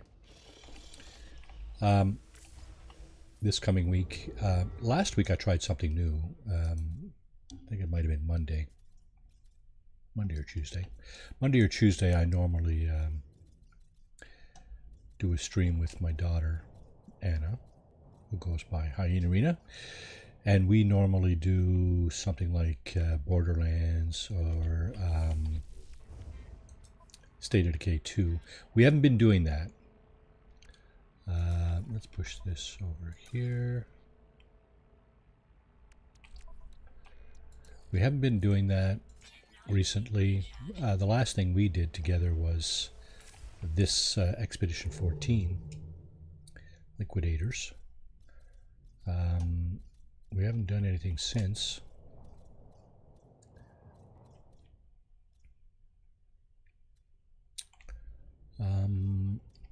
Yeah, so last week I started a Farming Simulator 22. I started a farm and I just I think I was in admin mode or whatever the medium kind of difficulty thing is, where you're given a bit of money but you don't have any land, so you have to buy the land. You have to buy everything basically. You're coming in empty-handed except for some money. Okay, there are 5 orbs around this system at least. Let's go check that out. Yeah, so I'm trying that.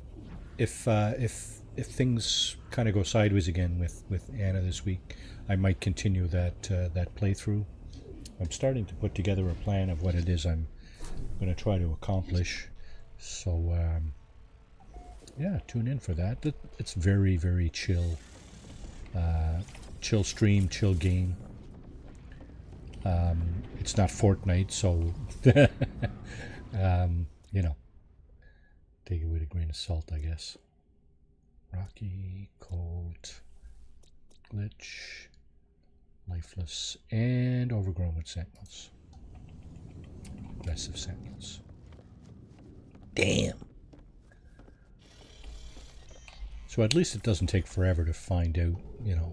If you do this with your starship,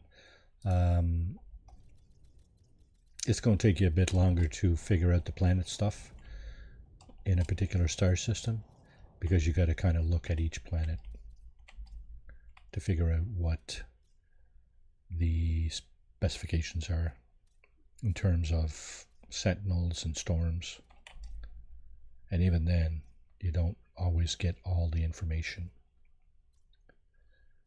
So with the planetary probe on your freighter, you have the luxury of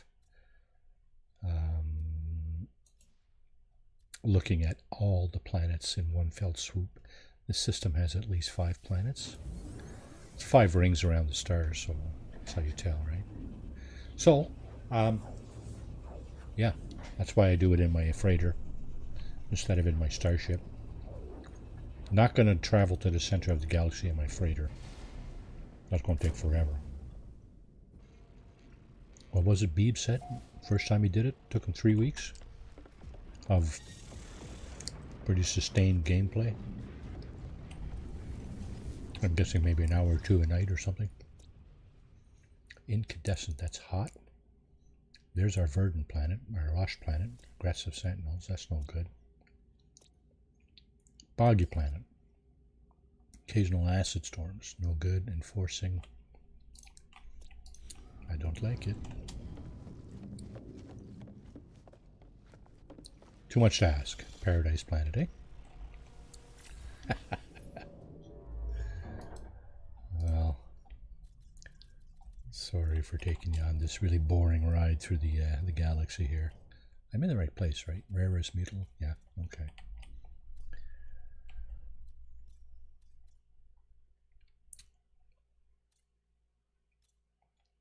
G4 water. 2 orbs. Not enough.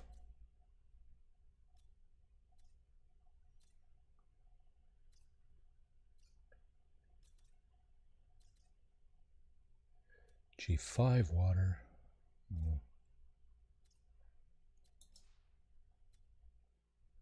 Now I try to stay away from this because the economy is lower than the conflict level. Try this one. Never know, I suppose.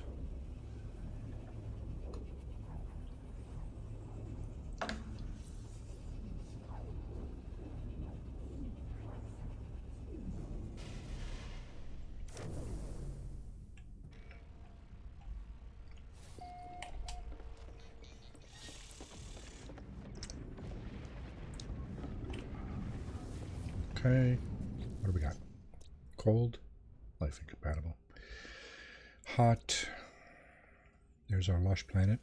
Aggressive sentinels. Hot. Another lush planet with aggressive sentinels. Wow. That's too bad. What do we got in the neighborhood here? Sometimes you don't have to look far, right? Sometimes. There's probably one right here in the neighborhood. G5 with water. This one has 5 planets and a moon. Not gonna hurt to try. Right?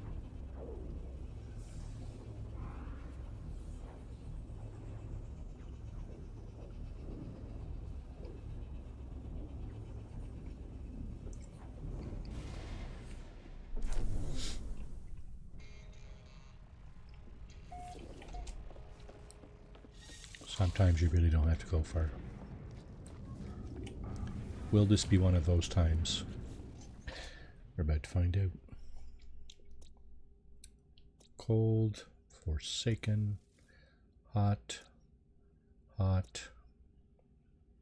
This is lush, and that's hot. So the lush planet, acidic deluges, and sentinels intermittent, which is low. A low incidence of sentinels, but stormy. Acid deluges. Yeah, why don't we just take our suit off and bathe in the acid deluge?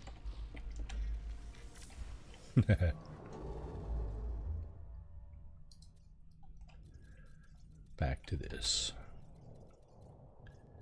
We are under 650 light years from the center of the galaxy.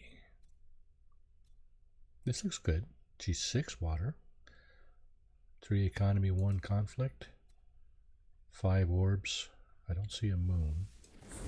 We'll try that. Might be a little on the cool side, but the sun, that is, or the star, I should say. That's okay.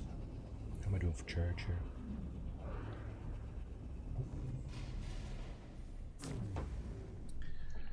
Right, let's go check our probe.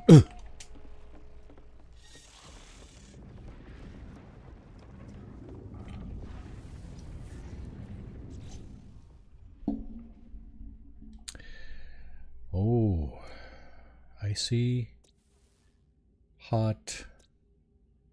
There's a lush planet, aggressive sentinels, choking humidity, unwavering sentinels. You wouldn't say it from that perspective, but anyway. There's another grassy planet. Boiling superstorms, frequent sentinels. I hate storms. I hate trying to build anything in a storm. Hate is a strong word, but I don't like. I prefer not to. How about that? Hate is a strong word. I try not to use that word because it just conjures up negativity. There we go. Stop this up again. Try that again.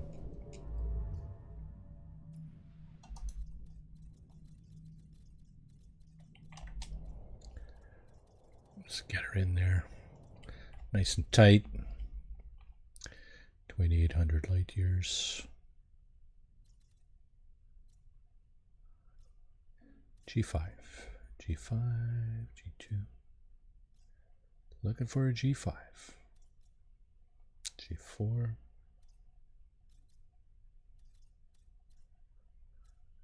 People in chat are probably saying, you don't need a G5. No, you're probably right. It's a game of chance.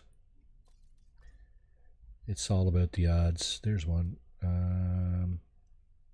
2700 light years, bang on G5 PF water.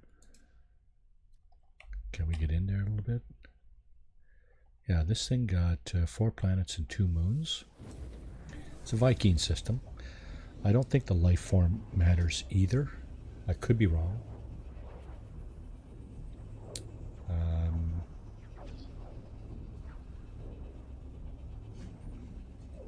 Maybe somebody has stats about that.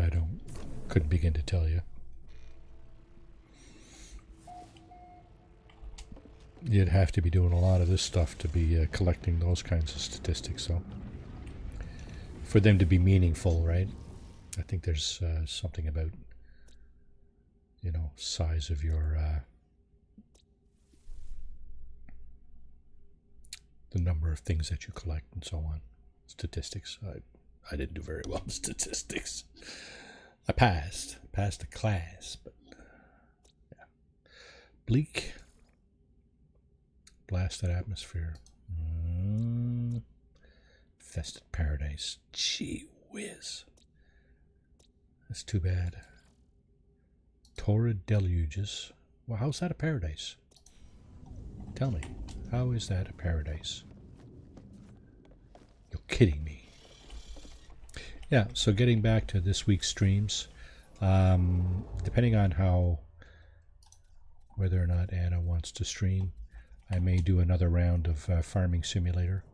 That's you know, it's not extremely like overly exciting kind of game, but there's a lot of moving parts. There's a lot to consider, and I kind of like it. I mean, like I said, it's not, you know, it's not my regular loot and shoot type of game that I do with Fallout and stuff, but it's fun. I enjoy it. It's very relaxed. You just got to keep. You just got to think about what are the things that you need to do, and in what order, in order to accomplish your goals. 4 planets. That's a little undermanned in terms of planets, but the number of planets anyway. But anyway, we'll try it.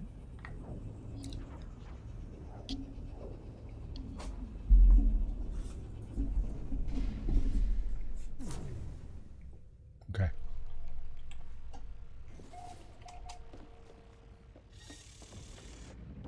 Vescock. We're in the Vescock system. Whatever that means. Irradiated, toxic, hot, and irradiated. Just wow.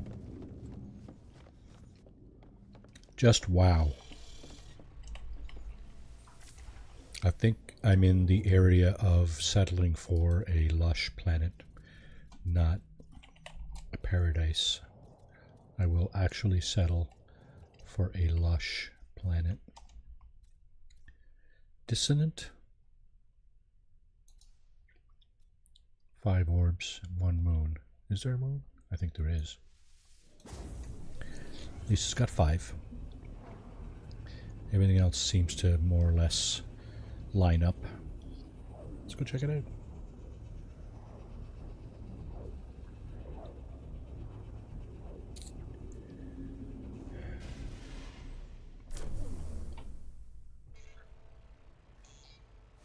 Okay.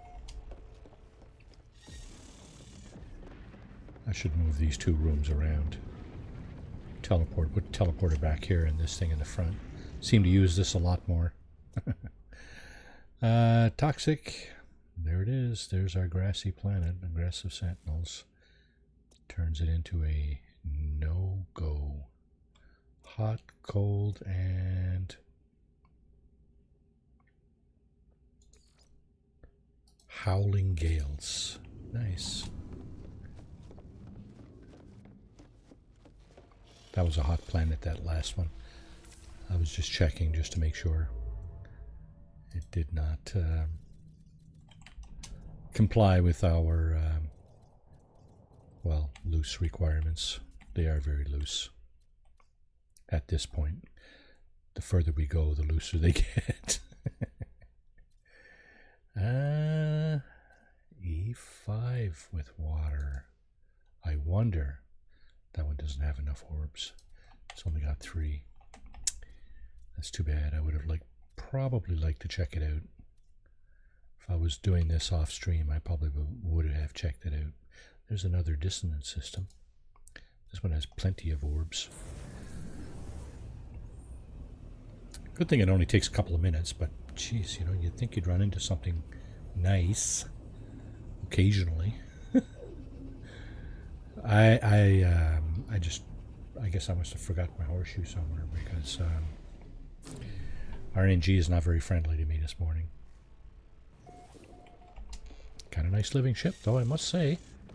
That wasn't terrible.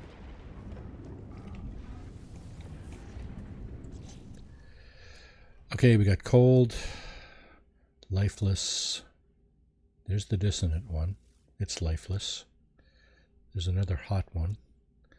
A cold one. And is this it? Mostly calm, require orthodoxy. I think we're going to check this one out. It does say mostly calm, not always calm. Eheluziu, H1. You know what? Let's go check that out. Do this. Might be worth checking out. We'll see.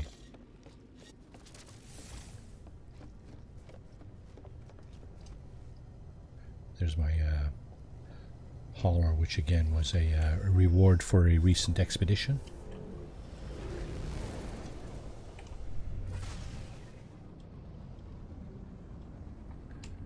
Wouldn't be this one, would it? No, of course. Not that one. That's a cold one. Lifeless. Nope, it's not that one either. Oh, there's a storm on that. Dang. You can tell by the gray sheen on the planet. You can tell there's a storm going on. The storm just finished.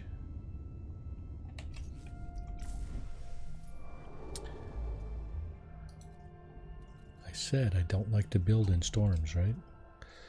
So storms is a no-go. Aggressive sentinels. Oh, out of jump range. That's right. I'm in my starship here, not on my freighter.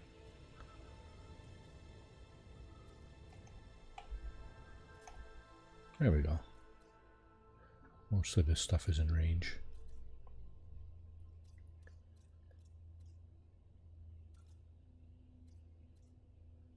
G5P, water, pirate system, 3 planets and 4 planets. Do we have any moons? The description of that star is in the way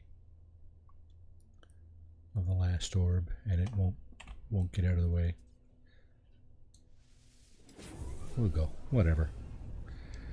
Whatever, I suspect. So here's the difference between doing this in your freighter and doing this in your starship. First of all, you don't have a planetary probe on your ship. So basically, you got to do this. You got to do a freighter.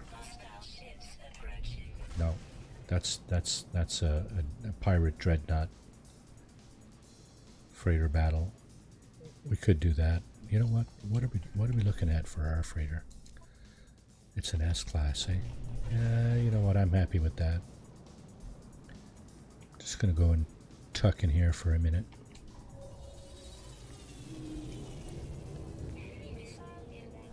Yeah, gotcha. This isn't going to stop the freighter battle, I don't think, but it will allow us to catch our breath.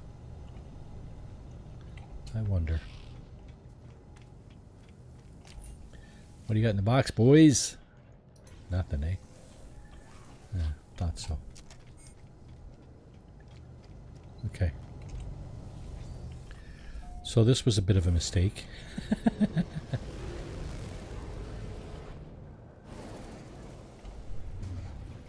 Okay, this is what you need to do, right? You need to scan all the planets. Yeah, aggressive sentinels, that's no good. NFG.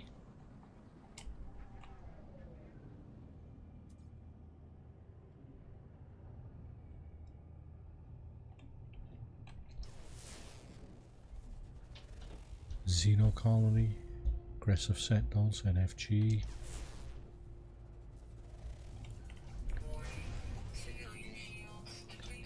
I don't care. You come around again.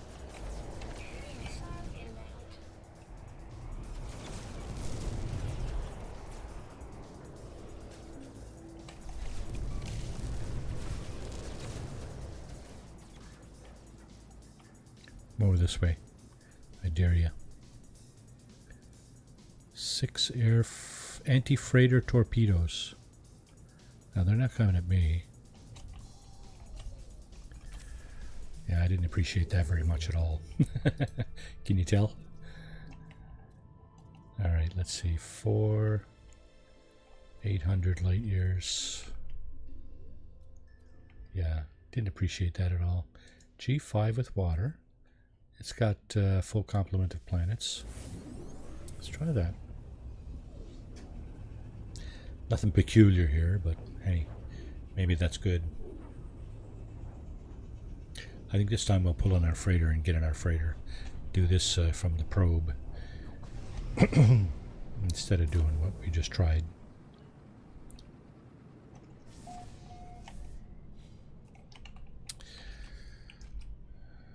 Nope.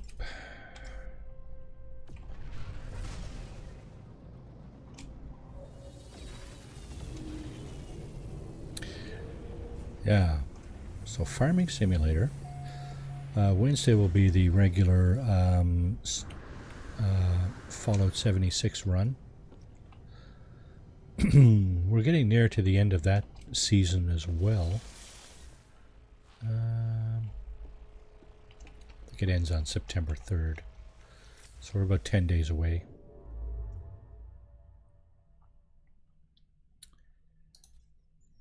No, that's not. This is not what we. That's not what I meant to do. I meant to go take the probe, right? And Thursday we're continuing our playthrough of Fallout 4, which is the post update. There was an update in April, and it gave us some additional quests and stuff like that. Some really neat loot, mostly calm. This is a good possibility here. Iton, mostly calm. Poisonous, hot, and this is also lush, but it has aggressive sentinels. So we do have a lush planet right here, Iton, overgrown. The weather is mostly calm, so we'll go down and check that out. I suspect mostly calm does not mean 0 storms. I think maybe I'll just put a base on that planet anyway. Find a portal and put a base down. Get closer to the center. Is that it over there?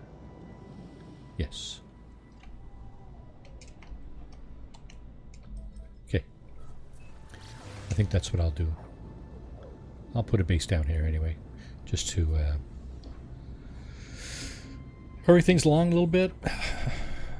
Not stressed out. Not stressed out. Just, you know, moving along. Move it along, sir. Nothing to see here. By the way, Blind Richie, Pete, welcome to the stream. I don't know if I said hi or not, but welcome, welcome. Pardon me. Welcome anybody else who's in chat as well. Object of interest, eh? Feck off.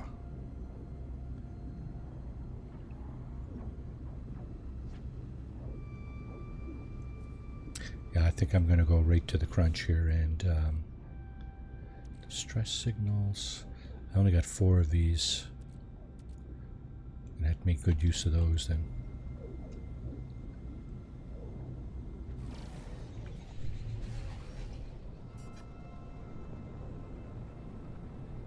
Okay. Do we see a monolith? Do we have a monolith nearby? Well, there's something there. Doesn't appear to be much, though.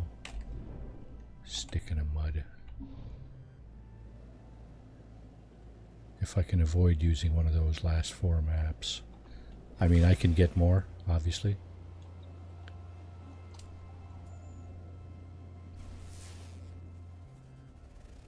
And I will. Is that the ocean? Appears to be.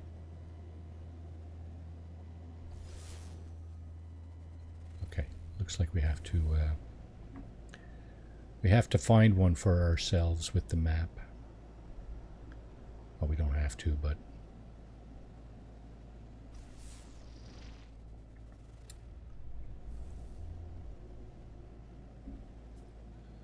might not be finding one this way. I do like this exploration aspect of the game, though, I will admit. You have a lot of variations on the theme.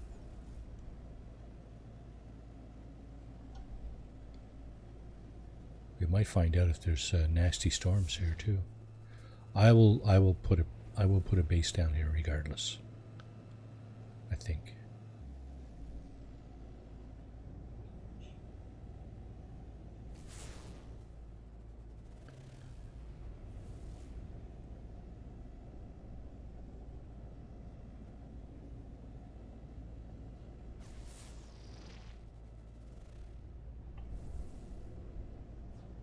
So monoliths are not necessarily rare items.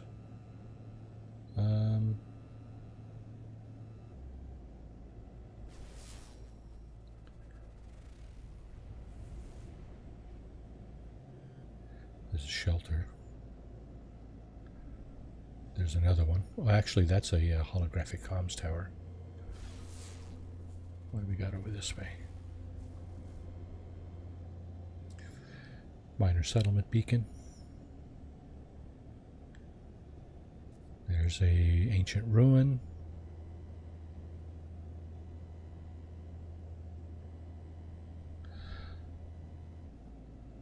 There's a crashed freighter.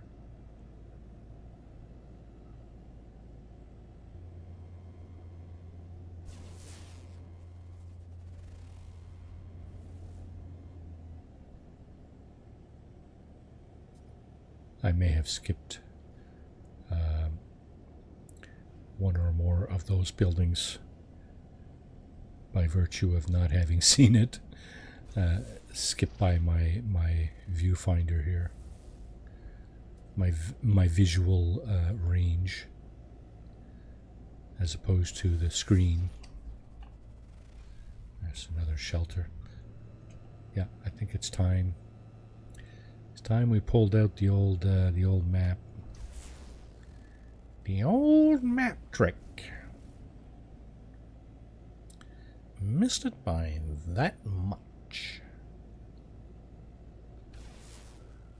Yeah, I think it is. Last time I did this, I ran across a monolith like almost immediately.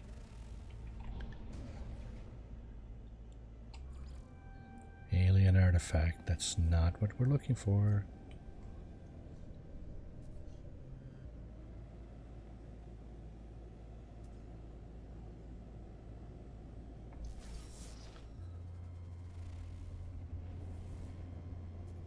There's another holographic comms tower. Okay, it's time to pull out another map.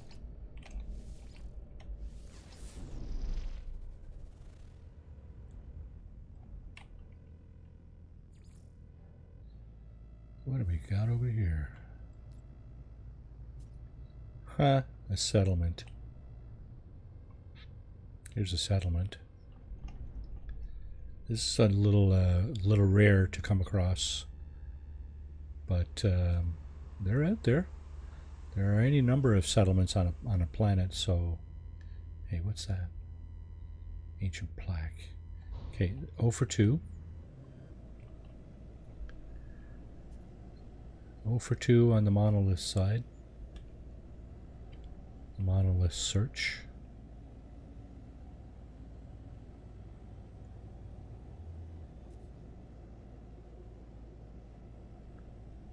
I have to pull out another map here. Lots of water.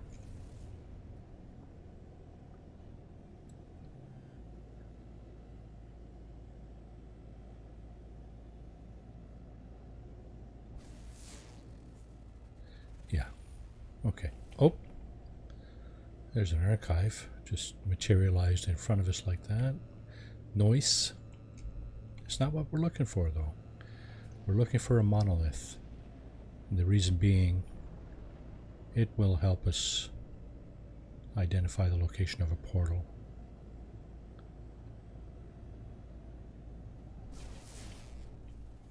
So, time to crack out another map. There's another shelter right there.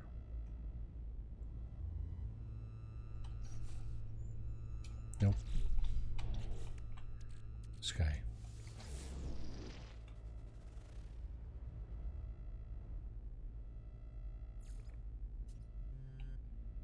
Ancient plaque. Monolith. How far away is that?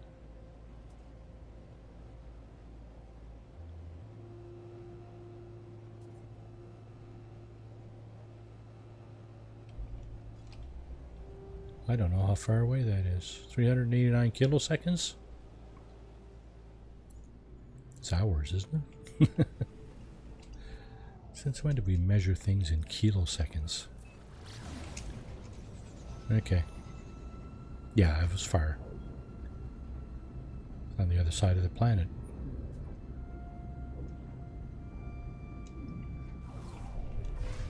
Wow, is there no dark side on this planet? That's kind of cool. We're always in the sun. No storm yet. Happy to declare. However, let's not speak too soon. Alright, here's the monolith. Now the save that we're going to make as we get out of our ship is going to be important because we may need to reload.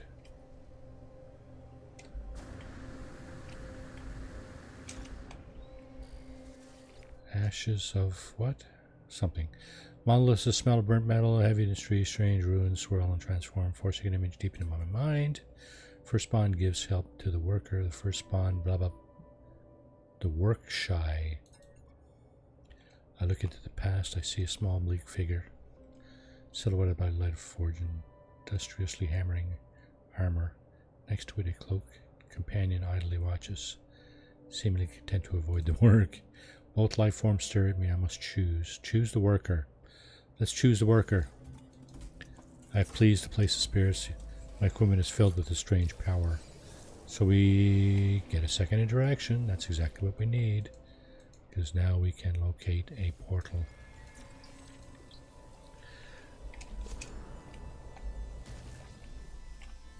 Okay. Portal. Where be the portal? It's over this way. Hi, Marty. Ed, welcome to the stream. How are you this morning? Hope you're having a great day. The Big Smoke. King of the Big Smoke. Beat you to it this time, bud.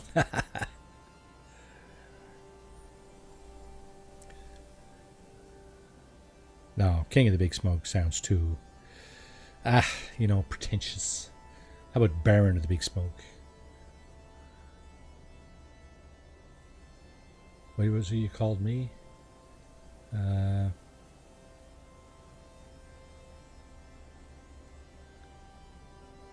Lucky I don't live in Toronto. Lucky I do not live in Toronto. Oh, that's right too. It's Newmarket? How come I'm still an hour away from this thing? Oh, because I hadn't pulsed yet. Lord of the Beavertail, yeah. Lord Beavertail, yeah. Lord of Beavertail. Hey, Marty, play button. Joy Roth, welcome to the stream. How are you doing this morning? Insufficient fuel, eh? Okay, well, let's fix that. Wow, we're out. Okay. Get to catch him live. Get to catch me live. I am right between Stouffville and Newmarket. Stouffville, eh? Right on. Stouffville, is that what? Morning coffee, hot beverage, hot beverage, hot beverage. Indeed. You're in a Western time zone, aren't you, Joy Roth? That's why it would still be morning to you. It's lunchtime here.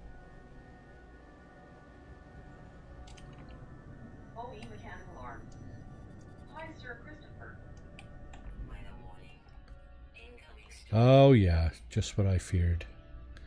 Storm. So I think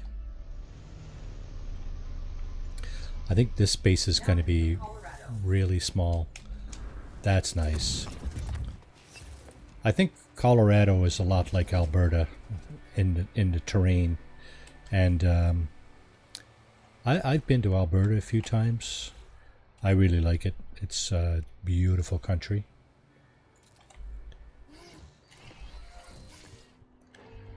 That's what I'm picturing Colorado to be like. So we're going to grab this base.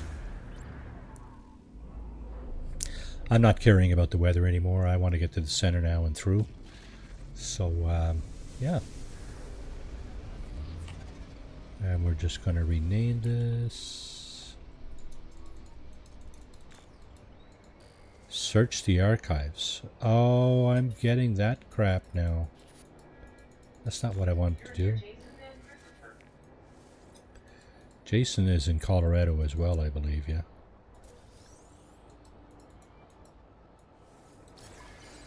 Okay, can I get in? Thank you. Cool. You're a step ahead of me, that's for sure. Actually, you're probably more than one step ahead of me. Okay. Raras mutal portal base. I think that's where we are. Oh wow, he's a legend. Legend. Legend in his own mind. Okay, he's more of a legend than I am, that's for damn sure. Yeah, Jason's pretty popular for sure. He didn't do very well against Delta yesterday, though, I gotta admit. Okay, so there's the portal base. Capture screenshot. No, I'm gonna put down a few buildings here first. That's not the interface I want. I want this. A lot of good laughs.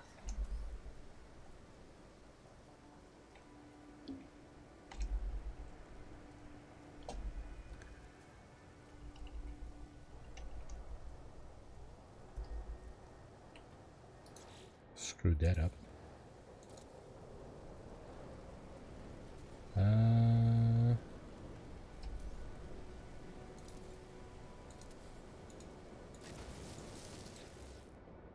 Let's see. Let's put some wood.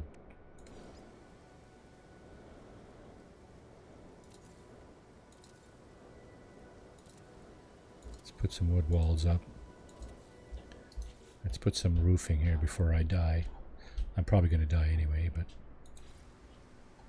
Okay, there's one.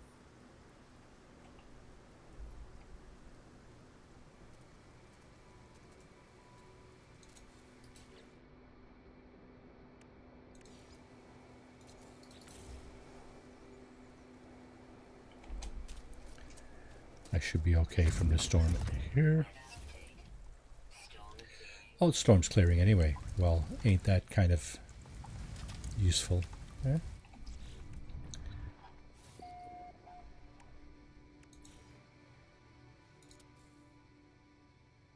No glass. No glass. Alright, no glass means... Let's make some. Can we make some? Nope. How much of this stuff do we have? Enough to make a little bit of glass. Oh yeah, we got that in there.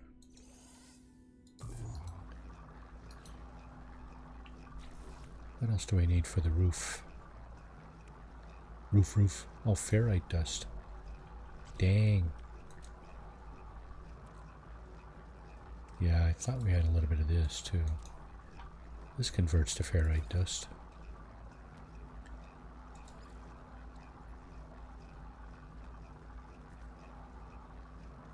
Are we going to get 3? Yeah, we are, aren't we?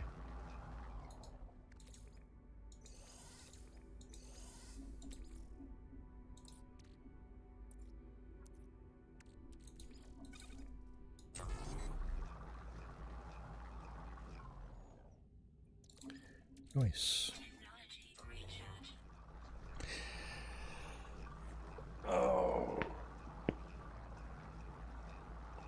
Yeah, so it appears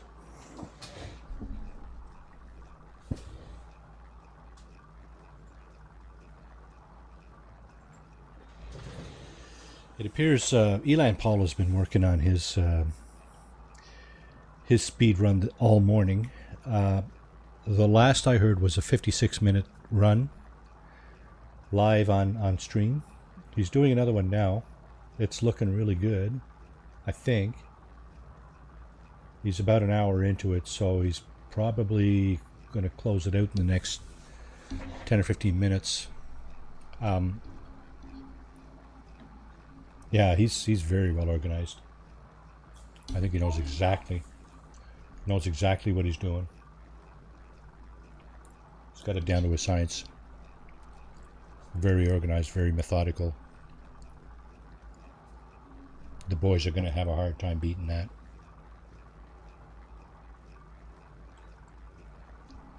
Absolutely not impossible.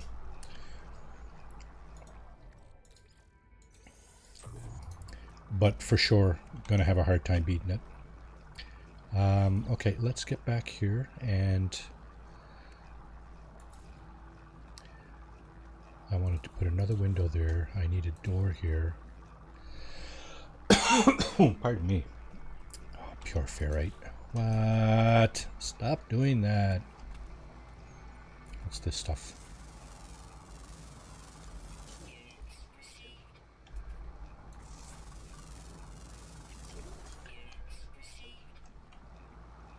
This would have to be one of the planets where there's no pure ferrite. Lots of this stuff.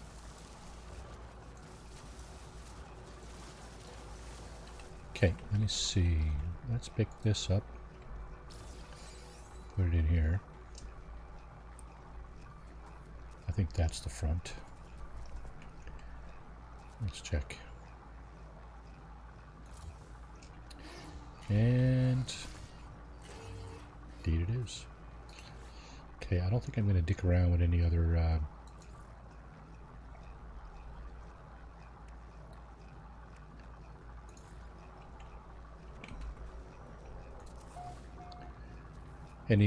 things, building parts or whatever.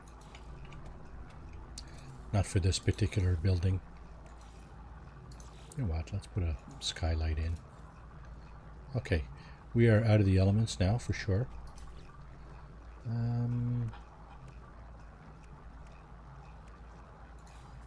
Okay, we have all our walls. We don't have a door. What was it we needed for a door? Pure ferrite, eh?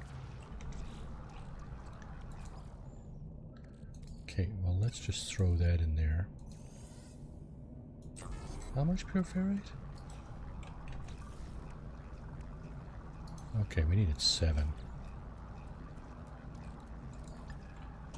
That's enough.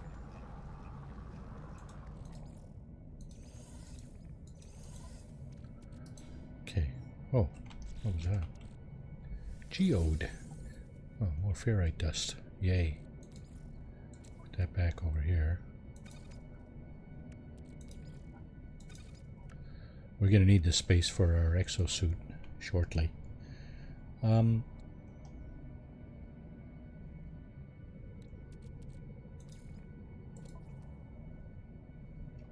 750 is the size of your it's your capacity for your stuff on your freighter, pretty much, your regular stuff.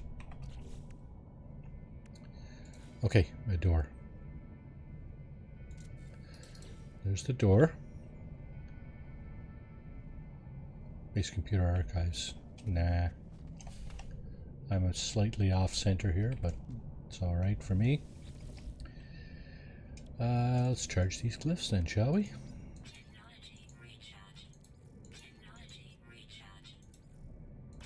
Nice cobalt. Activated copper. Let's go with oxygen. Sodium. Ionized cobalt. Activated copper.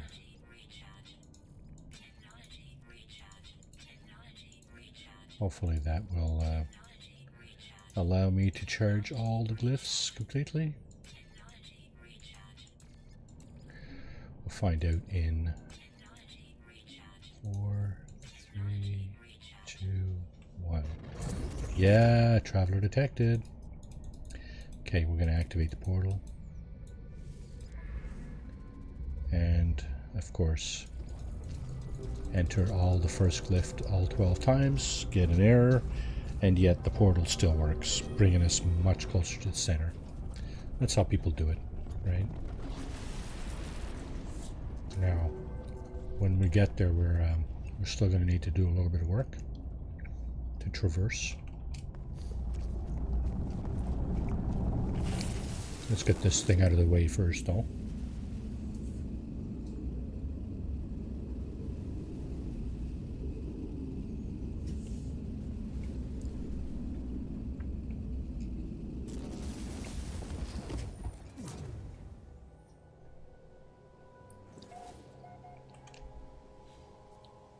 Where's my ship? As you can see, a lot of people do this. There are not as many comm balls here as what I would expect, but still, there's quite a few. Okay. Best way to get to the center, of course, again, is to use our freighter. So we're just going to go into our freighter here in a moment.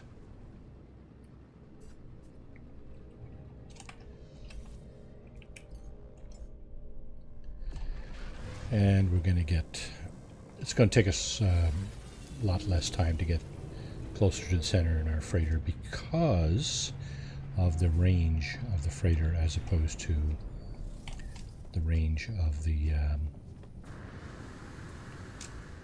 starship. There's the living ship we picked up this morning. Let's just have one more look at that before we go across there. So, what do you think? Pretty ordinary? Nice? Not nice? Ugly? Plain Jane? I don't know. I don't know much about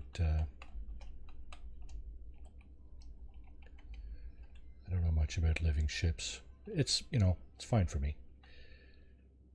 There's one of the interceptors. There's another one of the fighters. This one has the golden vector fuselage and engine, not the wings, of course. My go-to has the I think that's the same wings as the golden vector, but okay, let's get in there. Let's get into the middle, shall we?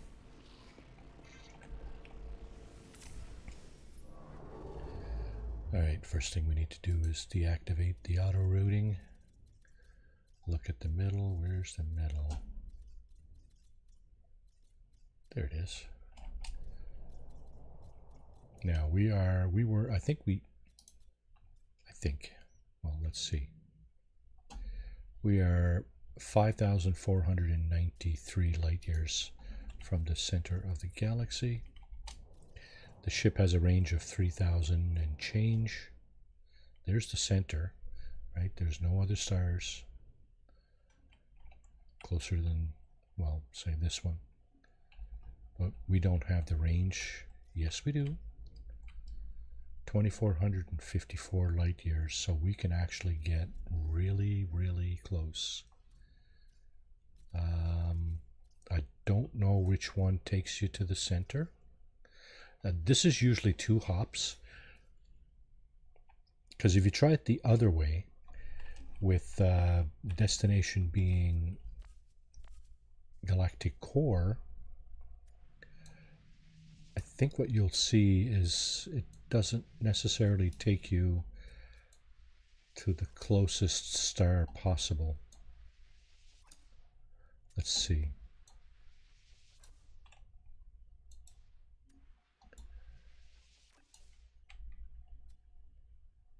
Yeah, you see there's a lot of stars closer. Where is the galactic core from here? Yeah, it's right there, right? So this is where the destination galactic core brings you. But as you can see, you know, we could go much, much farther just by using our ship's our ship's navigation system. So that's what I'm going to do. I'm going to bring it over to here somewhere. Let's go with this system. Doesn't really matter. There's going to be at least one more hop, because there's a star system in every galaxy that is the closest one to the center. I think that's how that works. I'm going to just confirm that here, I think.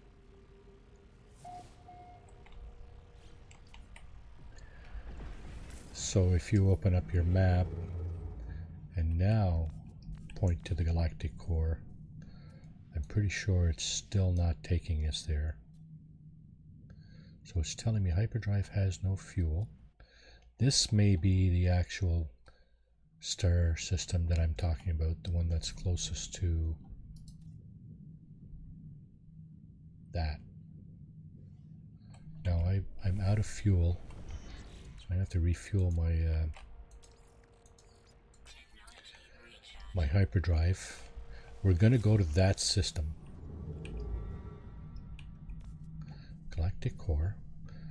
We're going to go to that system, and we're going to hope that it's actually the one that is the closest. It's a red star system, so in this particular galaxy you need a cadmium drive. Whether you do it in your freighter or your starship, you need some kind of cadmium drive to get you there. Okay, here's the moment of truth. The moment of truth will tell us if the next hop is actually the center of the galaxy. There's the galactic core. Yep. See, when I choose destination galactic core on top, you see the line, that yellow line points to the galactic center. Now, because I've done a warp, my drive is not fully fueled, so I'm going to throw in a couple of these. Okay, and again, as always, we need to empty out our exosuit, because of course this stuff gets beat up otherwise, and we don't want that. So we're going to remove all that. I don't know if there's an easier way to do this. I wish there was, but yeah, I don't know. Sure, it would be nice if you could just deactivate all this stuff like one press of a button kind of thing. As far as I'm aware, this is the only way to do it, just to remove it outright. Stick it on the starship, the good starship. Just takes a couple of minutes anyway. It's not, you know, it's not really much of a grind. This is, you know, certainly not as much of a grind as trying to find a paradise planet. Apparently, that's more than just apparent. That is actually true, from my experience anyway. From our experience of earlier on today. So the jetpack we can't remove. All this stuff over here, we can just push that over to our ship. This you can't remove, so we'll just leave a gap for that. Yeah, I know it's a little tedious doing this, but beats the hell out of having to fix it all, that's for darn sure. And that's what you will have to do if you don't do this and cross over to the next galaxy. You will have to fix all of it. Whatever you don't take out gets beat up. No exceptions.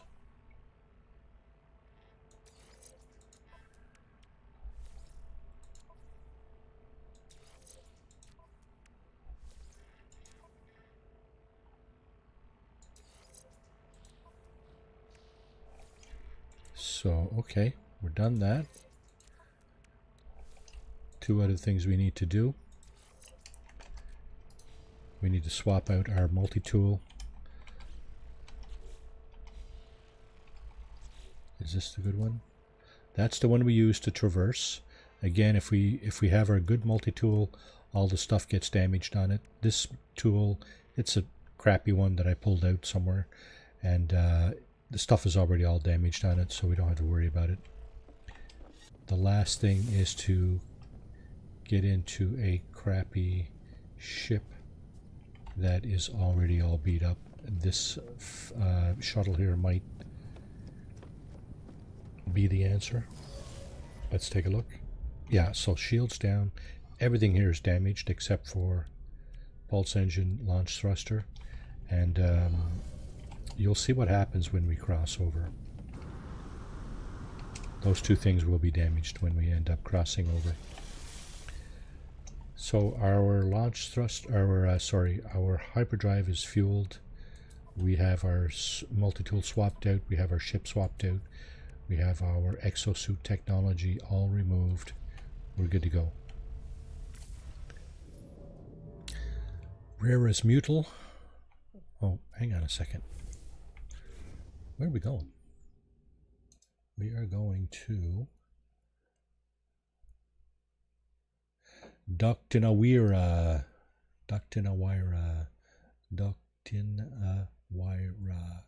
No, sorry, there's one before that. Oh my goodness, the names. Oh wow, and they don't get any better. Isdorai Jung. That's where we're going. Okay. Let's actually minimize that. Let's get out of here. Let's do this. And galactic core. Select star. Bada boom. And off we go.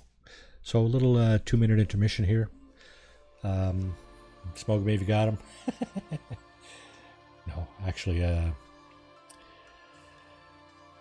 we're going to reverse the process we did for our exosuit on the other side, but I'm going to change up my my multi-tool and summon my good ship first, and then we'll see where we are. We'll see where we ended up. Yet another jump. I can't move without... I don't know if I stop this animation or not, if I change the focus of the windows.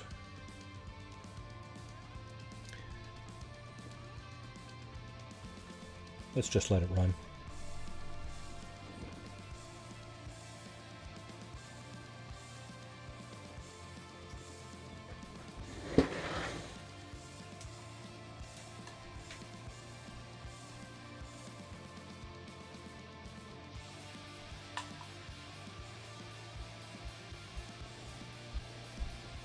So this guy here is the mascot for my Saturday morning cartoon. I don't know if anybody recognizes him or not. He was around for a while back in the 70s and 80s. Definitely had his own little Saturday morning cartoon. And I don't think I've ever heard him speak, at least not in any meaningful sense.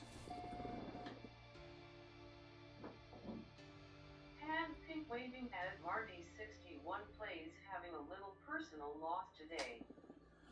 None of your business. How are you doing? Welcome to the stream, and sorry to hear that. Hello, Joy or well, I suppose you can go into that if you want to, but a troublesome penguin. Oh, come on. You guys don't know who that is? Really? Hey, Nunie. Anybody? Ed, you got it. Chilly Willy. Yeah, that's who it is. Ed got it for sure. Yeah. Chilly Willy. Yes, sir. Oh, Nunya, of course. Nunya's about my age too, aren't you? Okay, so again, initialization, right? Just like at the beginning of the game.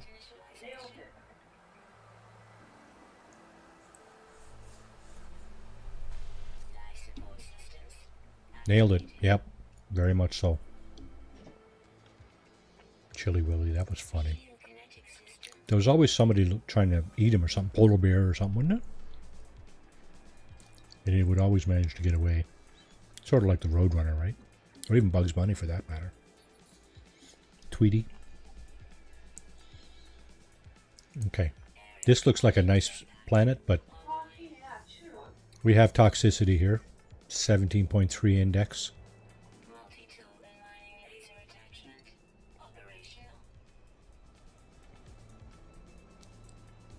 Okay, I think we're done.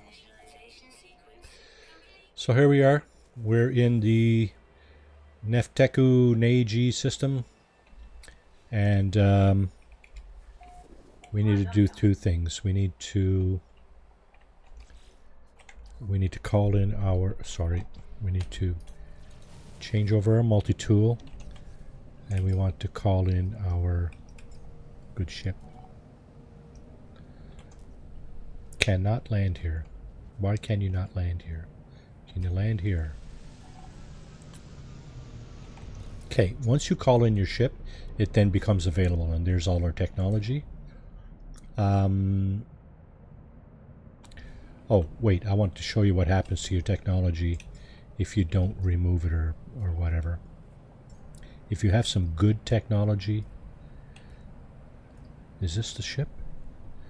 Is this the ship we came in on? So this one will stay here, but now this is our primary ship now.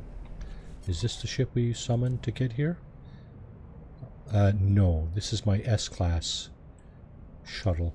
So that's not, I don't think that's the one we used to get here. There is also... Oh, maybe it is.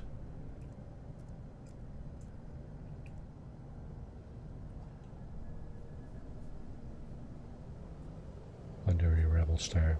Well, anyway, the point is that these two pieces of technology here, if this is the ship we came in, the technology got beat up by our travel through the center of the galaxy. Okay.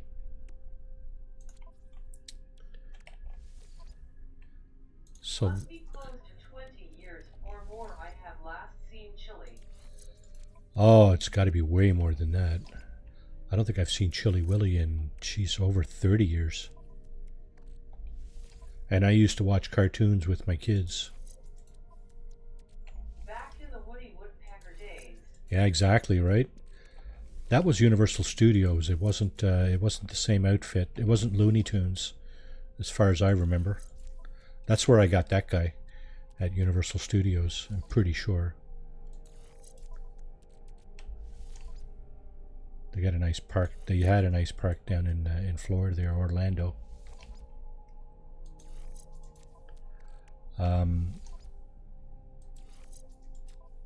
Yeah, so that's kind of why I call my my stream the Saturday morning cartoon. It's kind of reminiscent, you know. It sort of brings me back a little bit, and, you know. Looney Tunes was around in WW2, I believe. I think it was Hanna-Barbera, but I could be wrong.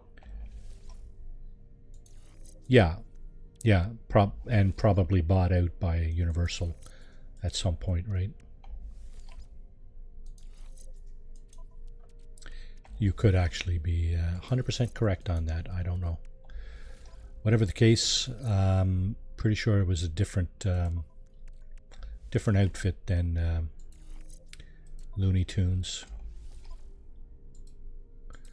which I think are the Bugs Bunny and all that group, right? All that.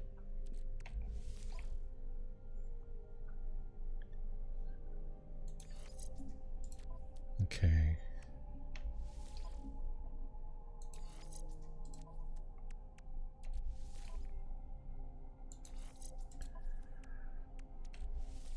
So easy to get turned around doing this. It's like, I pooped it. Neither. is that right, eh? Well, whatever it was, they were different. I'm pretty sure they were different.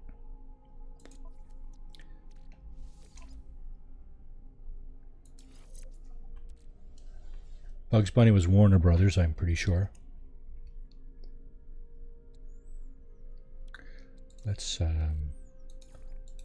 Let's charge at least some of this stuff in case we get caught.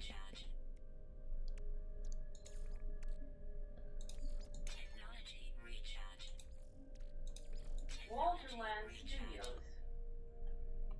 Yeah. Lance. That's Chilly Willy Woody Woodpecker. I have a Woody Woodpecker around here somewhere too. I don't know if I gave that away or not. But anyway. But that was either part of or bought out by Universal, because that's where I'm sure that's where I got the stuffy there. Anyway, we got our stuff all figured out here. So what we're going to do is we're going to... You know what? Let's do under a Rebel Star. We got 10 minutes. Can we do it in 10 minutes? I don't know. Are we in a rep? No, we're not. For sure. Yeah. Anyway, I'm not an expert on that, but I do have vague recollections of, you know, some of this stuff. It's all good, one way or the other.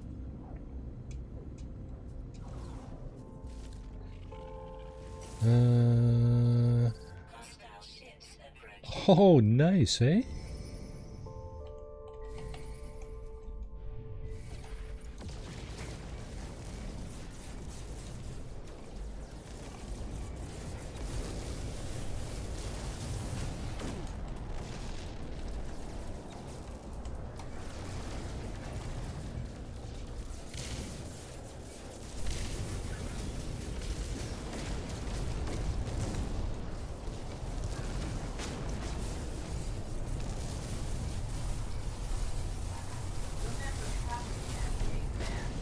Yeah.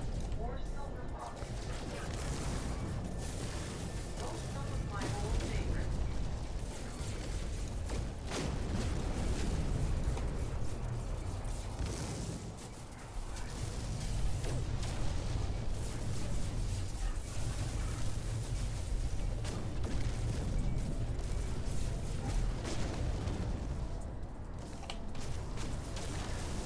Now will you guys stop shooting at me? You bunch of buggers.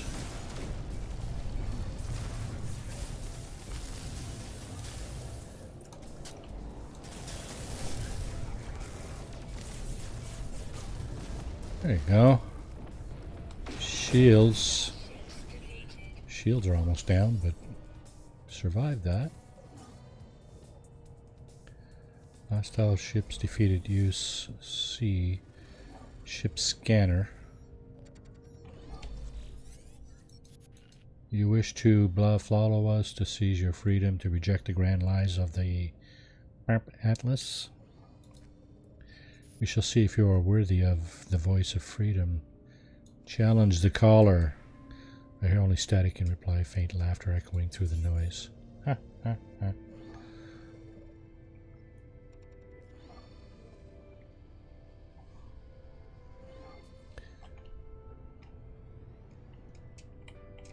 Let's go check it out. Our shield is regenerating as we speak. Top left corner there. Have you finished the expedition yet, Marty? Oh yeah, a couple times. Once, at least once solo, and once with my daughter. So yeah, we did good.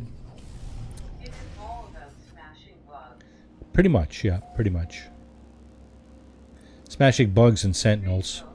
And the very best, Johnny Quest. Yeah, I don't think I remember all of that stuff, but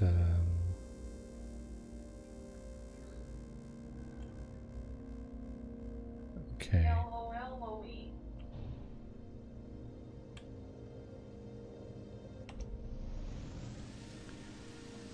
Speaking of bugs, is this what we're looking for? Nope. We need to go that way.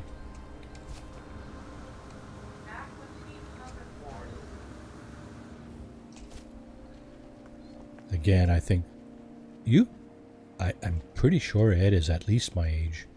I'm not sure where he's pulling up these from, but... Swim was amazing.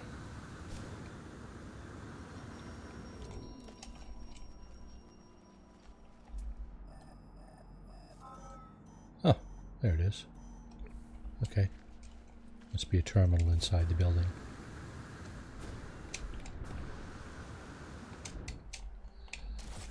A good way to kill yourself. Permadeath run, Marty, don't forget. Not sure if it's still a thing. Stop jumping from high places. Yeah, I don't think any of those things are still a thing. You might be able to get like clips of it or, you know, copies of it on YouTube and whatever, but generally those things are of the past. Glorious survivor, welcome the path of liberty is shall be our own masters. Rid of the crimson illusion, a sky for the strong. This broadcast finished. Terminal begins a secure pass, printing a secure pass, an invitation, it seems, to meet the voice of freedom. Okay. Now I think we can summon our ship here, yeah? Yeah, right over here. Okay. Let's get the loot. Yeah. Nanites. Nanites. Have many of you seen the new Beavis and Butthead episodes? If Beavis and not, check it Butthead. out. Haha. Haven't heard those names in a long time either.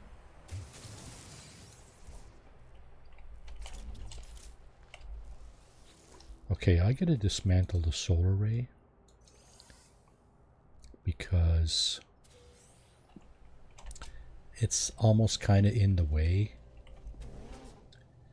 What do we got in here? We got a bit of carbon. That's it, eh? Okay. Let's trip the save beacon. Did we already do this? Nope.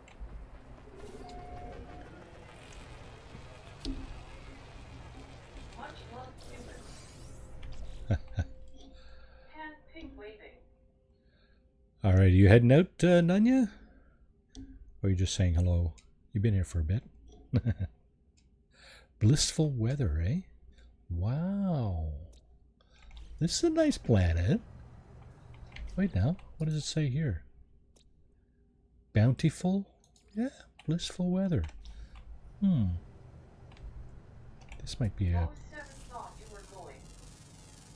No, I am going shortly, but got a couple of decisions to make here. I think what we're going to do is... What I'm going to do is put a base on this planet. Because this type of planet, the blissful weather with, you know, not non-aggressive sentinel behavior, appears to be a little elusive from our shenanigans earlier on. So what I'm going to do is I'm going to look for a portal on this planet. Calm down. Pop a base, yes. I'm going to look for a I'm going to look for a portal, but I'll do that next week. It's just about 1 p.m. here Eastern time, and the dates of they're gone long now, so I'm craving a little sustenance. So on that note, I'd like to thank you all for coming in, keeping me company for the up to 3 hours that I've been doing this this little ride through the galaxy. Inside the structures. Yeah, of course you can do that for sure, right? Yeah, so again, thank you very much for coming along. Appreciate it. Take care of each other, take care of yourselves, and hopefully have yourselves a great rest of your day, great rest of your weekend, and hopefully we'll see you next time. Cheers, everybody. Take care. BYR Hall. Face red heart shape will do Marty.